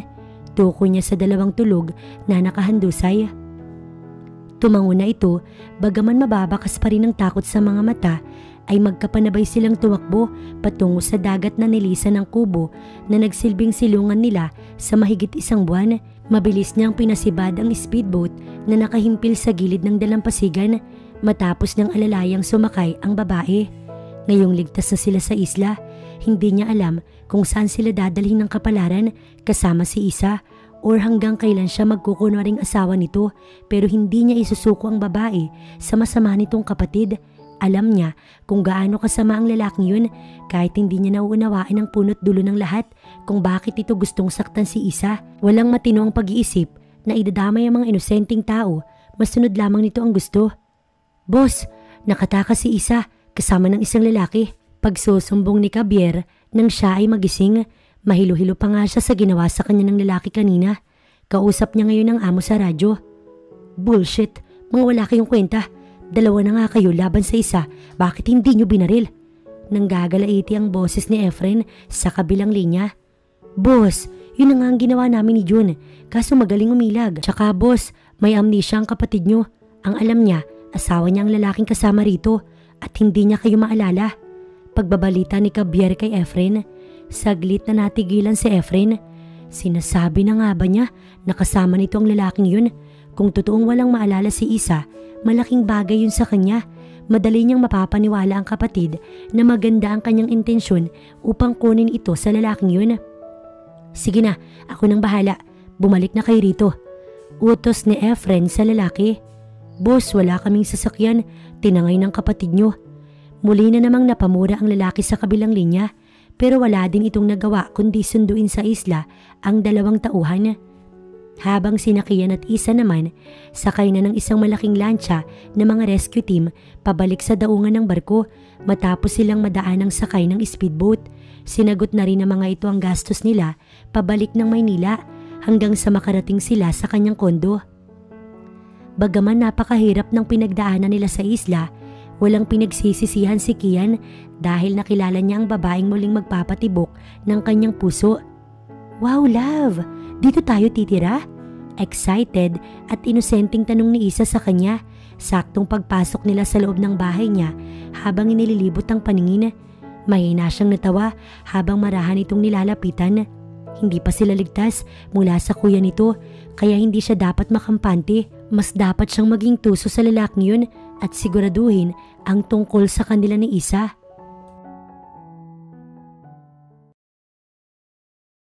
Yes, dito tayo titira. Halika na, maligo na tayo para makapagbihis ka na. Inalalayan niya itong magtungo sa banyo. Naghubad na rin siya ng lahat niyang suot at sinabayan itong maligo. Kian, gusto kong malaman kung totoo ba yung sinabi ng masamang lalaki kanina. Bakit may masamang taong gusto kong kunin? Bakit kailangan nila tayong paghiwalayin? Magkakasunod na tanong ni Isa. Hinawakan niya ito sa magkabilang pisngi. Love, huwag kang maniniwala sa mga sinasabi ng mga taong nakapaligid sa'yo. Hindi mo sila kilala, kaya ako lang yung paniniwalaan mo, okay? Marahan niya itong hinagkan sa labi. Kung ganun, hindi ko totoong kapatid ang tinutukoy nila. Naguguluhan itong tanong. Kapatid, pero tingin ko may masama siyang motibo sa'yo. Hindi malaman ni Kian kung paano ililihis ang kanilang usapan. Wala din kasi siyang alam tungkol sa babae. Minabuting bilisan na lamang ang pagligo upang makakain na silang dalawa ng totoong pagkain. Pakiramdam niya, taon ang inabot nila sa isla dahil parehong bumagsak ang katawan nila ng babae. Wala ba akong damit dito sa bahay mo, love? Pagtatakang tanong ng babae habang sinusuot ang damit niya. Nakaharap ito sa malaking salamin. Bago lang tayong naikasal, love. Hindi pa kita na ipapamili. Tugon niya habang inaayos ang sariling suot. Bakit? Hindi ba pwedeng kunin na lang natin yung mga luma kong damit sa bahay para hindi ka na gumastos? Tanong na naman ito. Mukhang mauubusan na siya ng isasagot. Actually, love, hindi tayo pwedeng magpakita sa kuya mo. Ayaw niya sa akin noon pa man, kaya gusto niya tayong paghiwalayin. Iginaya niya ito palabas ng silid patungo sa kusina upang makapagluto na siya para maputol na rin ang usapan nilang yun, lalo lamang dadagdagan ng kasinungalingan niya sa babae. Gusto niyang matahimik ang pagsasama nilang dalawa. Siya na ang bahala, sakali mang bumalik na ang mga alaala nito, tsaka niya na lamang itutuwid ang lahat. Habang nagluluto, pinanunood lamang siya nito. Nakikita niya sa mga mata ng babae ang buong paghanga sa kanya, mga titig na ayaw niya nang magbago pa. Halos gabi na nang ayain niyang magpahinga ang babae matapos nilang kumain. Kahit nakatulog sila sa isla, gising lagi yung diwa niya upang masigurong ligtas ang kasama. Iba pa rin yung panatag ang loob niya habang nagpapahinga kasama ang mahal niya. What? Gulat na gulat ang Tito Derek ni Kian nang ikwento niya ang nangyaring trahedya sa kanya. Walang kaalam-alam ang mga ito sa pinagdaanan niya sa mahigit 3 linggo sa isla. Buong akala ng mag-asawang Derek at Ruela, nasa masayang bakasyon siya at nag-i-enjoy. Naparito siya sa bahay ng tiyuhin kasama si Isa upang ipakilala ito bilang asawa. Mukha namang welcome ang natural na pagkilos ng mag-asawa nang harapin sila, kaya walang mahahalata ang dalaga. Tanggap kaagad ng mag-asawa si Isa dahil isa naman talaga ito sa gusto ng dalawa na mag-asawa na siya. Katunayan, naging close agad ang tita Ruela niya at si Isa na noong nasa kusina at katuwang magluto. Sinabi na lamang niya sa tiyahin ng palihim ang tungkol sa sitwasyon ni Isa bago pa ito magkamali ng sasabihin. Hindi mo ba alam na problema yung pinasok mo, Kian? Sabi na naman ito matapos marinig ang buo niyang kwento. Kalma, Tito. Of course. She doesn't know if you didn't tell her the truth. Tugon niyang umupo sa bench na nasa harapan ng kinauupuan nito. And what did you do when her memory's back? Iiyak na naman sa isang tabi. Sermon ito sa kanya. Hindi ko muna iisipin yung tito. Basta masaya ako ngayong kasama siya. Hello, Uncle Kian. Kalaunan, may pumasok na sasakyan sa loob ng gate ng tiyuhin. Nakasungaw na ang 4 na ulo ng mga pamangkin habang malawak ang pagkakangiti sa kanya. Sabay ang pagkaway. Hindi pa man humihinto ang sasakyan, bumukas na kaagad ang pinto ng sasakyan at naghahabulan na ngayon ang 4 niyang pamangkin. Hindi siya makagulapay nang dumugin siya ng yakap ng mga ito na puno ng ingay ng bata ang buong garden. Noong umalis ako, hindi kayo kasing gulo ngayon. Nasabi na lamang niyang tumatawa. Namiss ka namin, Uncle. Tugon pa ng 4. Mukhang wala kang ginawa kundi magbilad sa init ah. Umitim ka ata, Kian. Puna ni Larian nang makalapit sa kanila habang akbay ang asawa. Hindi niya mabigyan iyon ng pansin dahil sa mga batang nagkakagulo upang humingi ng pasalubong. Sino ba kasi ang nagsabing nasa bahay siya ng tiyuhin? Hindi niya napaghandaan na dadalaw ang mga ito. Parang alam ko na ang rason. Napatikhim naman muna si Teo nang makita si Isa palabas ng bahay kasabay ang tiyahin. Inalalayan nitong umupo ang asawa bago tinabihan. Natuon ang atensyon ng lahat kay Isa. Oh, nandito na pala ang mga apo ko. Puna ni Tita Ruela sa mga batang maingay. Bumitaw ang apat sa kanya at namamanghang nilapitan si Isa matapos mag-bless sa tiyuhin niya at tiyahin. Hello, ako si Trent. Pagpapakilala ng naunang bata na sinundan ng tatlong makukulit. Nakita niyang aliw na aliw naman si Isa sa mga cute niyang pamangkin. Tumayo siya at nilapitan ito upang ipakilala sa mag-asawang Teo at Larian si Isa bilang kanya ding asawa. Hindi makapaniwala ang mga ito na nagkatinginan. Ba't ang bilis naman yata? React ni Teo. Wala ka man lang abiso na mag-aasawa ka na sa bakasyon mo. Dagdag pa ng kapatid. Lumayo ang mga bata nang magpaalam na maglalaro kaya nabawasan ng ingay sa kanilang paligid. Mali Kuya Teo, ikinasal na po kami ni Kian bago magbakasyon. Hindi bakasyon, kundi honeymoon. Tila kinikilig pa si Isa na magalang sumabad sa kanilang usapan. Hindi nakakibo si Teo na siya ay tinignan. Sulyap na sinasabing may ginawa ka na naman bang kalukuhan? Kung ganoon, nagpakasal kayong dalawa ng palihim? Akala ko ba wala kang GF Kian? Nanunudyo ang boses ni Larian.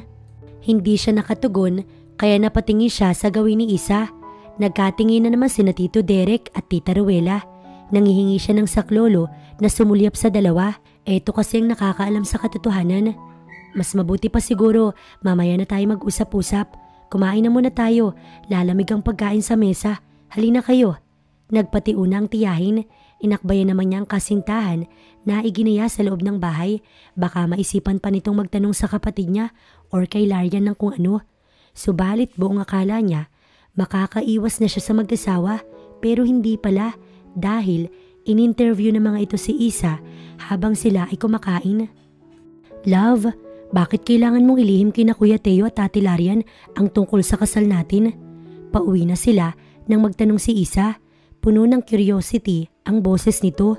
Hindi niya talaga lubos maisip na maiipit siya sa ganitong sitwasyon.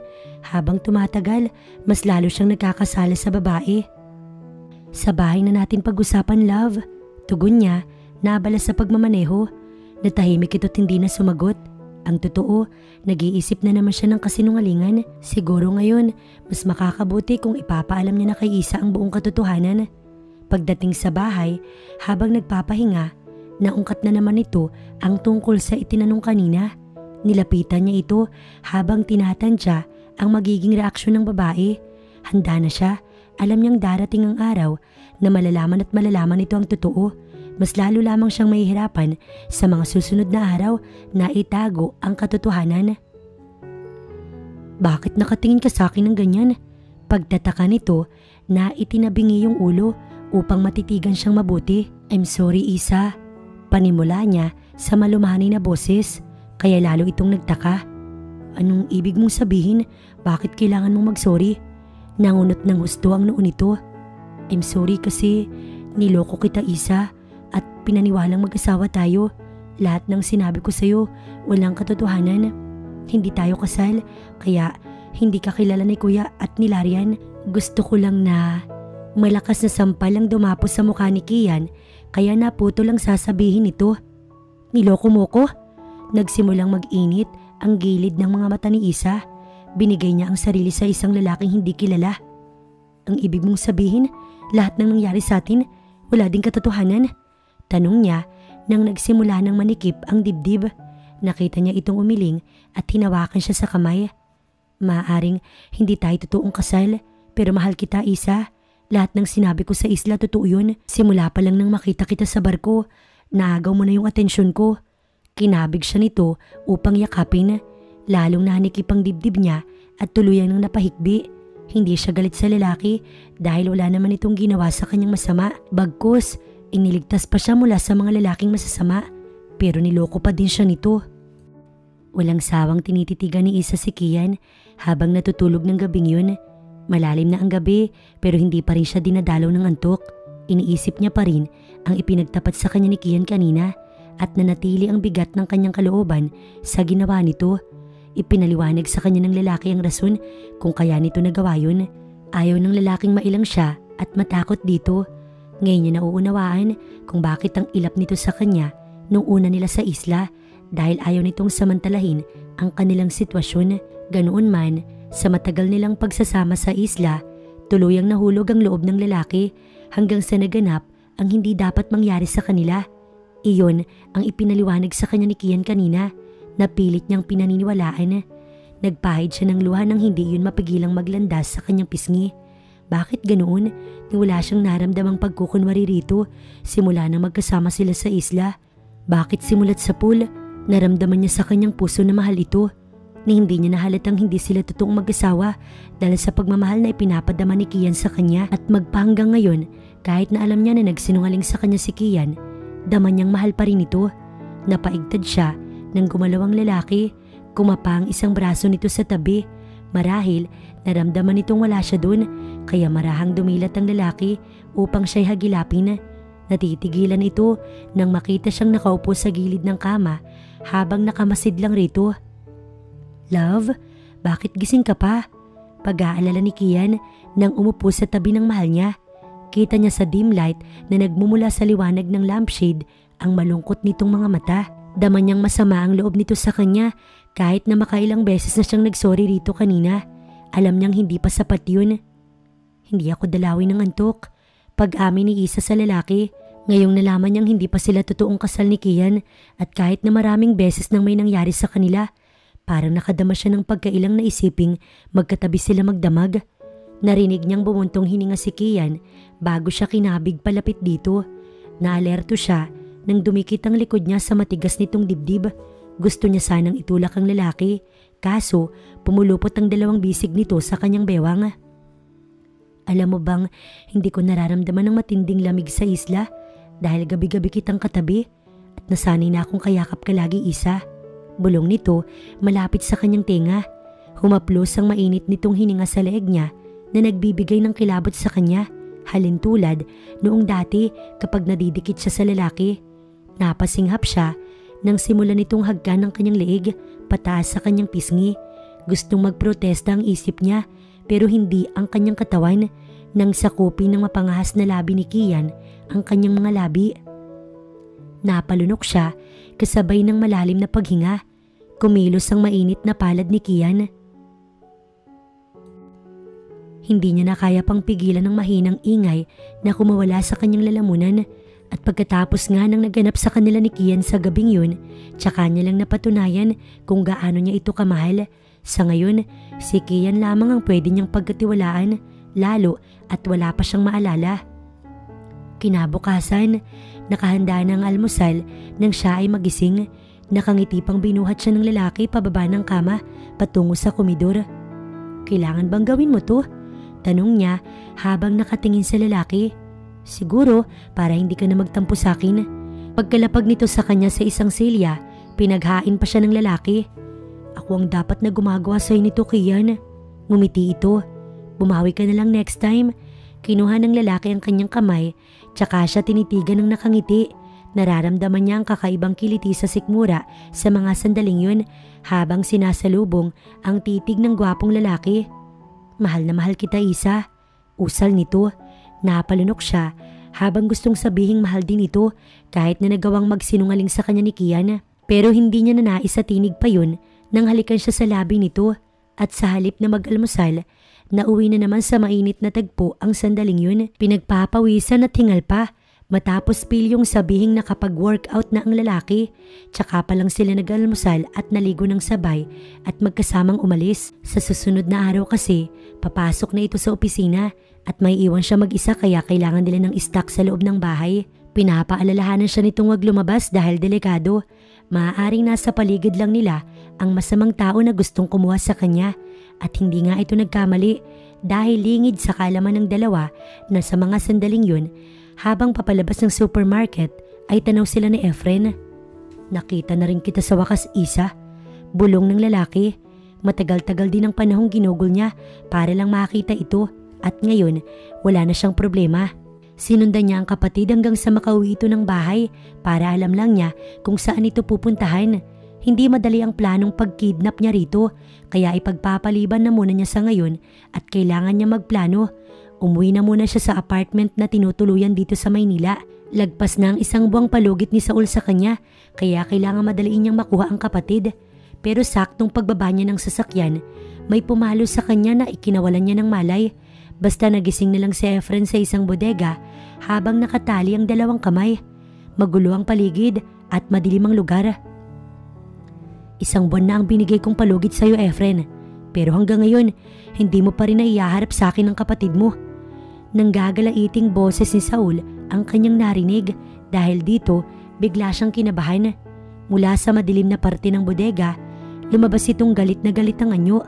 Nagtatagi sa mga bagang at mabilis siyang tinutukan ng baril mismo sa kanyang sentido matapos iyong ikasa.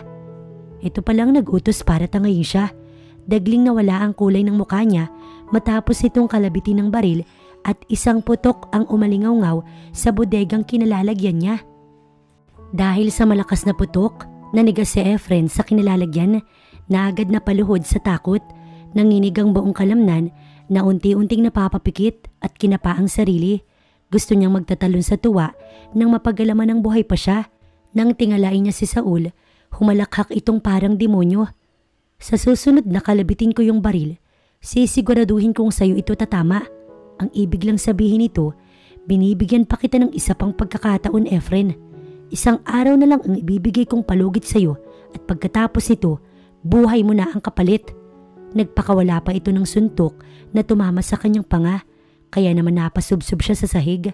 Napamura siya sa kanyang isipan nang maramdamang pumutok ang labi niya sa lakas ng pagkakasuntok nito. Ganoon man, wala siyang magawa. Saul, para naman tayong walang pinagsamahan ito. Kaya mo ba talaga akong patayin? Nanginginig ang takot na boses ni Efren. Maniningil na ako sa iyo, Efren. Binigyan na kita ng isang buwang palugit.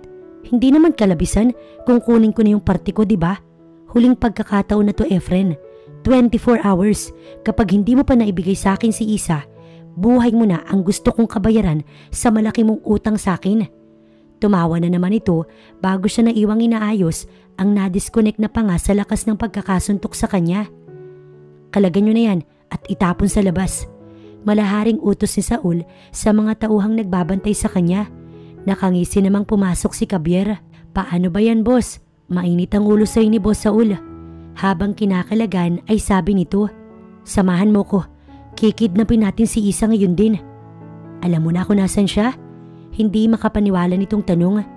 Yun sana ang gusto kong sabihin kay Saul, pero sosorpresahin ko na lang siya. Nagmamadali na siyang lumabas ng bodega, kasunod si Javier. Matapos nitong kalagan, mapanuri pa siyang tinignan ng iba pang tauhan ni Saul na nasa labas ng bodega at nakabantay sa kanya. Tinignan niya rin isa-isa ang mga ito. Sinong humampas sa akin sa ulo? Inis niyang tanong sa anim na naroon. Ako. Bakit? May angal? Inis ding tanong ng lalaking tauhan ni Saul. Malaki ang katawan kumpara sa kanya. Hindi niya alam na nandito na pala sa Maynila ang lalaki. Marahil inakala ni Saul na pinagtataguan niya ito. Alam mo bang masakit pa rin hanggang ngayon ang ginawa mo sa aking hayop ka? Nilapitan niya ito at binigwasan pero gumanti ang lalaki hanggang sa nagpambuno sila. Walang gustong umawat, bagkus nagkasiyahan pa ang lahat. Halos pareho ng basag ang mukha nila nang may umalingaw-ngaw na putok. Si Saul yun, nakampanting nakatayo, hindi kalayuan sa kanila. Gusto niyong magpatayan? Humakbang ito palapit sa kanila at binigyan sila ng tagi-isang malakas na suntok. Nakadama pa nga siya ng pagkahilo. Tsaka bakit nandito ka pa? Di ba sinabi ko sa'yo na dalhin mo sa akin si Isa? Nagagalit ito na parang tigre. Boss, pasensya na. Inunahan ako. Hinging paumanhin nang nakabasagan niya ng muka. Tinignan ito ng masama ni Saul bago siya binalingan at palayasin. Nag-iwan pa siya ng masamang tingin sa mga ito. Kasama niya si Javier na siyang nagmaneho ng sasakyan. Si Pad at June naiwan kay Saul. Dumiretso sila sa apartment na tinutuluyan niya upang doon planuhin ang pagdukot kay Isa. Ang plano niya ay papasok sa bahay nito at backup niya lang si Javier. Wala pang 2 oras ay nagbiyahe na sila patungo sa tinutuluyang bahay ng kapatid. Si Manang Aida, siya na ang makakasama mo, love. Anikiyan kay Isa nang dumating ang ginang sa kanila sa araw na iyon. Kahapon pa siya humingi ng pabor sa tiyuhin para sa mapagkakatiwalaang pwedeng makasama ni Isa kapag nasa office na siya. Nag-aalala pa rin siya rito kung sana pwede itong kasama araw-araw. Inaasikaso niya na rin ang kanilang kasal dahil gusto niyang maging legal na asawa ang babae. Magandang araw po, ma'am. Magalang na bati ng may edad na babae. Tinanguan nito ni Isa tsaka tumingin sa kanya ng nakangiti. Kamusta po kayo? Magalang namang tanong ng dalaga. Maayos naman ho. Natutuwa nga ako at unang punta ko sa Maynila kay babait ng amo ko. Kapwa sila napangiti ni Isa. Manang, bali sa kabilang kwarto kayo. Halika na para makapagpahinga ka muna. Tinanaw ni Kian ang dalawang patungo sa silid bago tinawagan ng tiyuhin upang sabihing dumating na ang nirekomenda nitong katulong at magpasalamat na rin pero busy ang kabilang linya. Kalaunan, may narinig siyang nag-doorbell. Nang silipin ng people, nakita niyang isang lalaki nakatayo sa kanilang pintuan.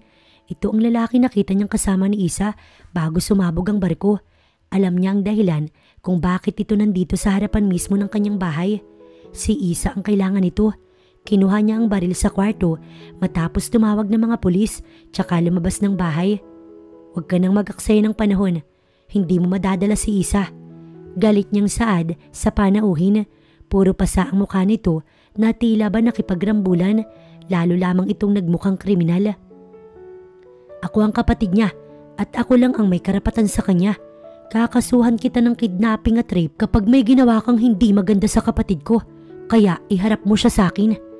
Galit at nagbabanta nitong boses. Kakasuhan ba ka mo?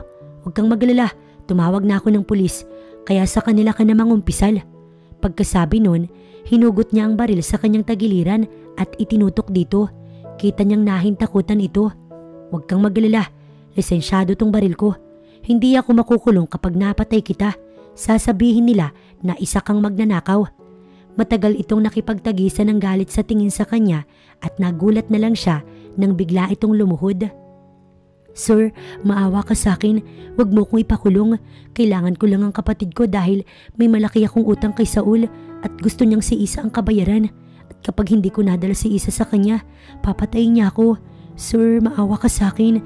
Ayoko pang mamatay. Kung mahal mo yung kapatid ko, tulungan mo ko pa nga ako magbabagong buhay ako. Hindi pa ito nakontento sa pagluhod sa harapan niya. Dagli siya nitong niyakap habang pumapalahaw ng iyak. Ang laking tao umiiyak. Hay, bulong niya. Tinakot lang naman niya ito. Wala talaga siyang balak na barilin ng lalaki. Bilang kapatid naman ito ng babaeng mahal, binigyan ni Kian ng pagkakataong patunayan ni Efren ang sinabi nitong pagbabago. Pinagtapat ng lalaki sa kanya ang kalukuhang ginawa nito kaya nagkaroon ito ng malaking pagkakautang sa nagngangalang Saul at ang gusto namang kabayaran ni Saul ay si Isa na matagal na nitong gusto. Ayon pa rito, wala lamang magawa ang lalaki dahil pinagbantaan siya nitong patayin. Binigyan niya ito ng halagang kailangan maging protection para lang hindi ito magalaw kung sino man itong kinatatakutang si Saul. Hindi pa rin naman siya rito lubos na nagtitiwala kaya bawat lakad ni Efren pinapasundan niya sa taong binayaran. Kapag nagkataong lokohin siya nito, pipiliin na lang niya ipakulong ito kahit pa sabihin kapatid ni Isa ang lalaki. Ano to? Nasusurpresang tanong ni Isa kay Kian isang gabi. Sabi nito kanina, simpleng dinner lang ang pupuntahan nila pero mukha namang hindi dahil na-amaze siya sa ayos ng lugar.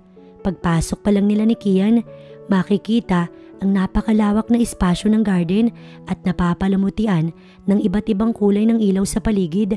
Nakasabit sa isang puno ang iilang letra na may nakasulat na Will you marry me, Isa? Nakangiting hinawakan ni Kian ang kanyang kamay tsaka iginaya palapit sa gitna sa tapat ng isang mesa na may masasarap na pagkain at alak. Bukod doon, may isang punpun ng bulaklak. Sa tabi nito, may maliit na golden box. Una nitong kinuha ang bulaklak at iniabot sa kanya. Para sa babaeng mahal ko. Nakangiting saad nito habang inaabot sa kanya ang bulaklak. Naluluha at nangingiti niyang tinanggap yun na ibinulong ang thank you dahil hindi siya makapagsalita sa matinding sayang nararamdaman. Pagkatapos, lumuhod na ito sa kanyang harapan at binuksan ang maliit na box. Tumambad sa kanyang isang simpleng singsing na napapalamutian ng maliit at kumikinang na bato. Isa, please marry me. Nasa tono ni Kian ng pagmamakaawa. Siguro na kaya niya noong una na mabigo kay Larian pero sa pangalawang pagkakataon, hindi niya na yata kakayanin. Lahat nakahanda na siyang gawin para magkaroon ng katuparan ang pag-ibig niya rito. Hindi niya alam kung maaalala pa ni Isa ang mga sandaling yun kapag bumalik na ang memorya nito pero gusto niyang makasiguro lahat gagawin niya kung sakali mang hindi siya nito maalala. Yes, Kian, magpapakasal ako sa iyo.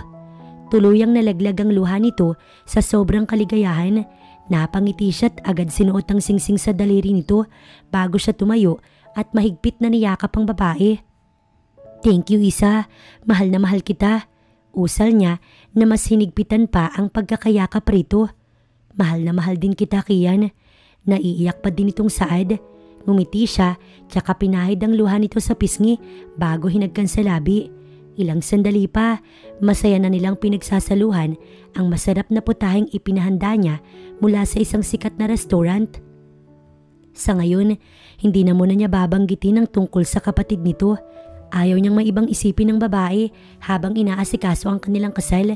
Pinagbawalan naman niyang lumapit si Efren kay Isa matapos maibigay ang kailangan nito at nangako naman ng una na hindi na nito guguluhin pa ang babae.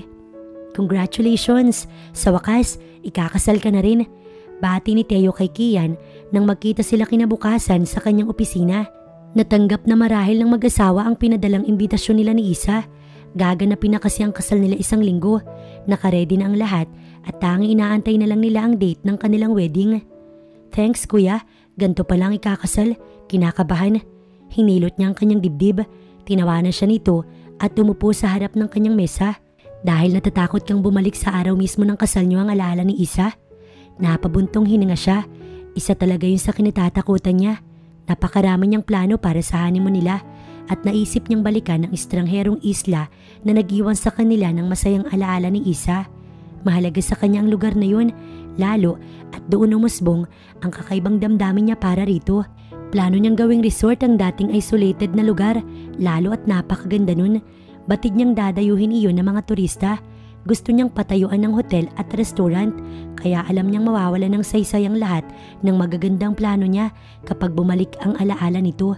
Pero sakali mang mangyari yun, pilit niyang ipapaalala kay Isa ang lahat na mayroon sila. Hindi niya sinagot ng kapatid, bagkus nag-iisip siyang ibinalik ang kanyang atensyon sa ginagawa. Maya-maya, pumasok ang kanyang tito Derek sa kanyang opisina at nabaling sa negosyo ang kanilang topic. Hello sir, si Renato ho ito. Saktong kabababa pa lang ng sasakyan ni Kian pagdating niya sa bahay nang tumawag ang kanyang informer kinagabihan. Anong balita? Tanong niya saglit huminto sa may pintuan. Ilang araw din siya nitong hindi tinatawagan. Sir, nakikipagkita na ngayon si Efren kay Saul. Nasa isang bodega sila ngayon. Bit-bit na ni Efren ng pera. Napapalibutan siya ng mga tauhan ng lalaki. Pagbabalita ni Renato, hindi naman siya nakadama ng pag-aalala dahil oras na galawin ni Saul si Efren, mananagot ito sa batas at hindi nito ganoon kadaling masasaktan ng lalaki, lalo at marami itong proteksyon mula sa kanya. Balitaan mo kung anong mangyayari. Aniyang pinihit na ang siradora ng pinto. Saktong pagpasok niya, nakangiti si Isa na sumalubong sa kanya. Mababanaag ang magagandang ngiti sa labi. Love, may surprise ako sa'yo. Masaya nitong hinila papasok sa kanilang silid. Si Manang Aida naman nakangiti lang nang madaanan nila sa sala nang batiin niya. Tila kasi may importanteng bagay itong sasabihin sa kanya. Pagdating sa kwarto, sumalubong sa kanyang maraming balloons at bawat balloons may nakasulat na welcome baby. Wari ba hinaplos ng mainit na bagay ang puso niya at dagli siyang napangiti bago binalingan ng babae. Buntis ka, love? Naging emosyonal niyang tanong, hindi pa man ito nakakasagot. Nakangiti itong tumangon ng 3 beses bilang tugon. Sa sobrang kaligayahan ay nabuhat niya ito. Sa wakas, magkakababy na siya. May sarili na siyang pamilya. Walang kasing saya. Lumipas ang 1 linggo at sa araw na yon, gaganapin ang kasal nila ni Kian at Isa. Excited ang dalawang couple, kaya naman maagang nag-prepared ang dalawa. Sa isang sikat na hotel sa Maynila ang venue. Nakahanda na ang yate na sasakyan nilang mag-asawa patungo sa isla kung saan gaganapin ang kanilang kasal. At dahil nasa stage ng paglilihis si Isa, nakaalalay sa kanya si Manang Aida. Naroon din si Laria na siyang nag-aayos sa kanyang make-up. Sa tagal nun, nakapagkwentuhan silang dalawa. Nalaman ni Isa na dating nurse si Larian ng abuela ni Kian kung kaya nagustuhan nito ni Teo na kapatid ng mapapangasawa. Simple at may kakaibang ganda kasi si Larian at nakikita niya kung gaano ito kasaya sa piling ng lalaking mahal. Habang nag-aayos sila, may inaabot sa kanyang love letter ang isa sa quadruplets ni Larian at Theo. Super cute ng batang si Trent. Halata ang dugong Del Ferrer. For you, Tita Isa, from Uncle Kian. Ang cute ng pagkakangiti nito. Naaliw siyang pinisilang matambok na pisngi ni Trent bago kinuha ang love letter na inaabot sa kanya. Humahagik-gik pa ito sa kanyang ginawa bago tumalilis palabas. Curious lang ako, nahirapan kang iluwalang apat? Habang binubuklat ang sulat ni Kian, tanong niya kay Larian. Yes, natural lang yun, pero kasi mas excited ako makita sila kaya madali lang para sa akin. Nakangiti nitong wika. Siguro kaya nito yung nasabi para hindi siya mabagabag kapag siya naman ang nagluwal ng sanggol. Pero excited din naman siya. Sobrang excited na may halong takot. Hindi niya ma-explain. Kung ganoon, bakit hindi na nasundan ng apat? Tanong niya sa babae. Pakiramdam nga niya, sobrang close nilang dalawa kahit wala pa naman silang gaanong banding.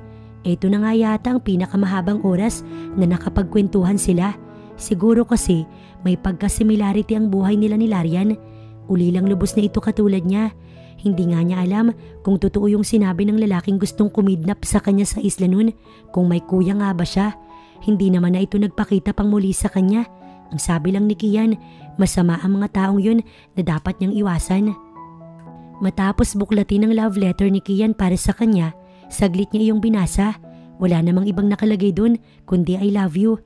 Napakasweet ng mapapangasawa niya. Wala siyang masabi.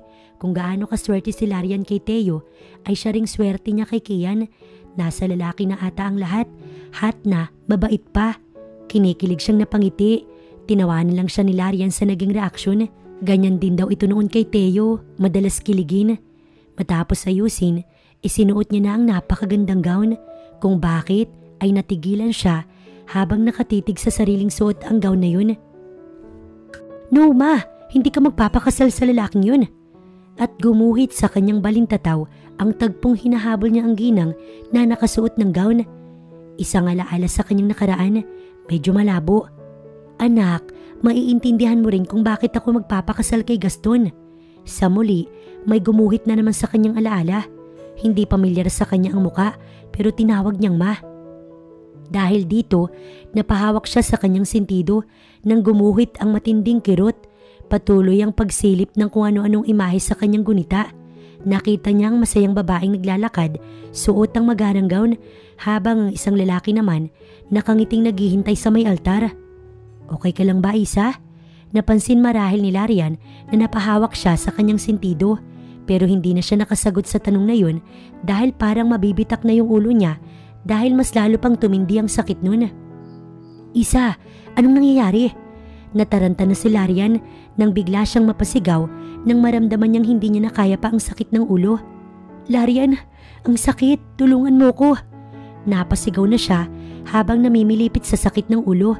May kung ano na naman kasing balintataw ang pilit pumapasok sa kanyang isipan. Isang malaking lalaki, hawak-hawak siya sa braso. Bitawan mo nga ako. Habang siya naman ay nagsisisigaw. Bitiwan mo, sabi ko, Kuya Efren. Pabayaan mo na ako makaalis. Ayoko magpakasal kay Saul. Mamamatay muna ako. At habang sinisigaw yun, umiiyak siya sa kanyang balintataw. Ako ang masusunod, Isa. At kapag sinabi kong magpapakasal ka kay Saul, magpapakasal ka. Isang makapangyarihang tinig mula sa likod ng kanyang isipan. Dama niya sa dibdib ang matinding takot dahil sa boses na yun, hanggang sa makarinig siya ng malakas na pagsabog sa kanyang balintataw. Dahil dito, napasigaw siya at napasiksik sa gilid ng kama habang umiiyak. Diyos ko, Isa, anong nangyayari? Nagtatakbo na si Larian sa labas upang humingi ng saklolo dahil sa pag-aalala kay Isa. Nasa simbahan na sina Tito Derek at Tita Rowela. Ang naiwan na lang sa bahay ay ang mga anak, ang asawa at mga katulong, maging ang kanyang tita Alili. Ang dalawang ginang agad ang kanyang tinawag dahil abala si Theo sa labas. Pagbalik nila sa kwarto, wala nang malay si Isa na nakahandusay sa sahig. Agad niyang tinawagan si Theo upang buhatin si Isa at maisugod sa ospital. Tinawagan na rin agad ng kanyang tita Alili si Kian upang ipaalam ang nangyari kay Isa. Si Kian naman, kinakabahan habang naghihintay sa loob ng simbahan. Tanaw niya ang iilang bisitang naroon. Kausap naman ng Tito Derek niya at Tita Rowella si Father. Makailang beses na siyang sumilip sa labas ng simbahan. Handa na ang musician. Nakaantabay na rin sa labas ang best man at bridesmaid, at habang umiikot ang orasan, lalong lumalakas ang kaba sa kanyang dibdib hanggang sa nilapitan siya ng tumatakbong si Tita Rowella, namumutla at puno ng pag-aalala. Kian, si Isa, isinugod ni Teo sa hospital. Natataranta nitong Saad habang hawak ang cellphone na tila ba naroon ang kausap. Dali-dali niyang inagaw ang hawak nitong cellphone sa matinding pag-aalala. Mabibilis ang hakbang na tinungo ang labas ng simbahan na kulang na lang takbuhin ang kotseng nakaparada. Hello? Anong nangyari? Kian, si Larian to. Papunta na kami sa hospital. Dumiretso ka na lang dun. Bungad sa kabilang linya. Anong nangyari kay Isa? Puno ng pag-aalala niyang tanong. Hindi ko pa masasagot yan. Pumunta ka na lang, okay? Nagmamadali na siyang nagmaneho matapos sabihin kung saang hospital dadalhin ng mga ito si Isa. Naiwan namang tigagal ang mga bisita sa simbahan sa biglaang pag-alis ng groom. Mukhang mauulit na naman ang nangyari sa kasal ni Teo nun. Baka hindi matuloy ang kasal ni Kian at Isa. Nag-aalalang Saad ni Rowella sa asawa nang makitang humaharurot palayo ang sasakyan ni Kian. Ito na yung kinatatakutan ni Kian na mangyari, ang bumalik ang alaala ni Isa. Tugon naman ni Derek na nag-aalala. Anong gagawin natin? Naguguluhan si Rowella. Maghihintay tayo. Hindi natin basta-basta pwedeng i-cancel ang kasal. Ang tagal ng preparasyon na to. Tumalikod na ang lalaki upang i-announce sa mga bisita na ilang oras madidelay ang wedding ceremony. Kasunod naman ito ang ginang. Sa hospital, 2 oras ang nakalipas bago nagkamali ang babae. Suot-suot pa nito ang gown habang nakahiga sa hospital bed. Ayon sa doktor, okay lang ang babae at safe ang baby nila. Nga lang, may tendency na bumalik na nga ang memory mula sa pagkakaroon ng temporary amnesia ni Isa at napatunayan niya iyon nang magising ang babae. Blanko ang ekspresyon ng mukha nito habang nakatitig sa kanya. Sa labas muna kami para makapag-usap kayong dalawa. Naramdaman ni Kian na tinapik siya ni Teo sa balikat bago binalingan ng asawa na nasa tabi nito, tsaka sabay na lumabas ang dalawa. Naiwan sila ni Isa na nanatiling nakatitig sa isa't isa. Wala itong kibo pero unti-unting tila ba kinikilala siya. Pagkuway tumikim si Kian at lumapit sa kinahihigaan nitong kama. Nakasunod lang ang tingin ng babae sa kanya. Marahang gumalaw ang kamay niya at ginagap ang palad nito. I'm Kian. Pagpapakilala niya sa babae, nakakatawa mang sabihin yun sa mapapangasawa niya, pero alam niyang sa ekspresyon ng mga mata ni Isa, hindi na siya nito kilala. Marahan itong umupo at dama niya ang mas mahigpit na pagkapit sa kanyang kamay. Gustong maiyak ni Isa nang mamukha ng lalaki nagligtas sa kanya sa kapahamakan mula sa pagsabog ng barko. Tandang-tanda niyang nakipag-away ito sa kanyang kuya Efren. Nasabi na rin sa kanya ni Larian kanina habang wala pa si Kian na itong araw ang araw ng kasal nila. Maraming buwan na ang lumipas simula nang mawala ang kanyang memorya, pero nanatili siyang ligtas. Nangangahulugan lamang iyon na hindi siya pinabayaan ni Kian. Ito ang pinagkakautangan ng kanyang buhay. Wala na rin naman siyang babalik ang pamilya. Bukod dun, takot siya sa kapatid. Hindi niya hayaang magkita pa sila. Salamat Kian, at niligtas mo ko sa pagkakalubog ng barko. Naging madamdamin ang saad niya. Kusang bumitaw ang kamay niya sa palad nito at yumapos sa lalaki. Ito ang huling lalaking nakasama niya bago siya nawala ng memorya, at ito din ang lalaking magigisnan niya pagbalik nun. Kaya naman kung may gusto man siyang pakasalan, iyon ay isang katulad nito na inalagaan siya at hindi pinabayaan sa loob ng ilang buwan. Nararamdaman niya rin sa kanyang puso kung gaano ito kahalaga sa kanya, at maaaring may kasama na ring pagmamahal yun. Mas mahigpit siya nitong niyakap. Mahal na mahal kita Isa. Pwede mo pa rin ba akong pakasalan ngayong naibalik na ang memorya mo? Tanong sa kanya ng lalaki. Yes Kian, ikaw pa rin ang gusto ko makasama habang buhay. Nakangiti niyang sagot. Biglang nag-angat ng paningin si Kian at tumitig sa kanya na ngayon ay nakangiti na. Totoo? Hindi makapaniwalang tanong nito. Nagulat pa siya nang sumigaw ito bigla ng, yes, tuloy ang kasal. Buong kaligayahang sigaw nito at walang sabi-sabing siya'y binuhat. Napatili tuloy siya sa kabiglaan dahil dito pumasok si Larian at Teo na nag-aalala, pero kapwa na pangiti nang makita ang sweet nilang eksena. Tuloy ang kasal namin kuya. Masayang saad ni Kian habang buhat pa rin siya. Kung ganoon, kailangan nyo nang ma-discharge. Natatawa na rin si Teo at Larian at pagkalipas nga ng 2 oras, makikitang naglalakad sa altar papasok ng simbahan si Isa nang nakangiti. Ang bawat isang panauhin nakamasid sa napakagandang bride, lahat nakangiti at nasisiyahan na sa wakas dumating din ang babaeng ikakasal.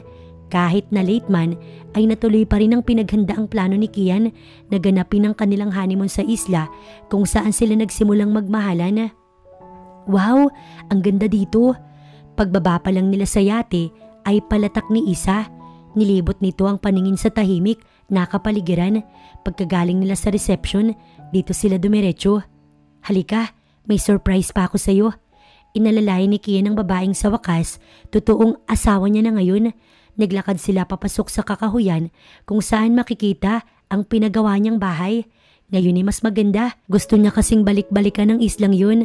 Hindi man siya pinayagan ng gobyerno na gawing resort ang lugar na yun dahil sa maapektuhang kakahuyan. Pero at least, pwede naman silang magbakasyon ritong mag-asawa anytime na gustuhin nila. Ang ganda dito, Kian, ani Isa habang inililibot ang paningin sa kabuuan ng kubo na yari sa kahoy. Magkabilaan ng bintana kung saan siya nakadungaw. Masarap at fresh ang hangin. Naramdaman niyang yumakap ang 2 bisig sa kanya ni Kian. Actually, masanay akong tinatawag mong love. Pagkuway masuyo siyang hinarap kaya nagkatitigan sila. Walang sino mang babae ang hindi mapapatulala kapag nasa harapan ng lalaki.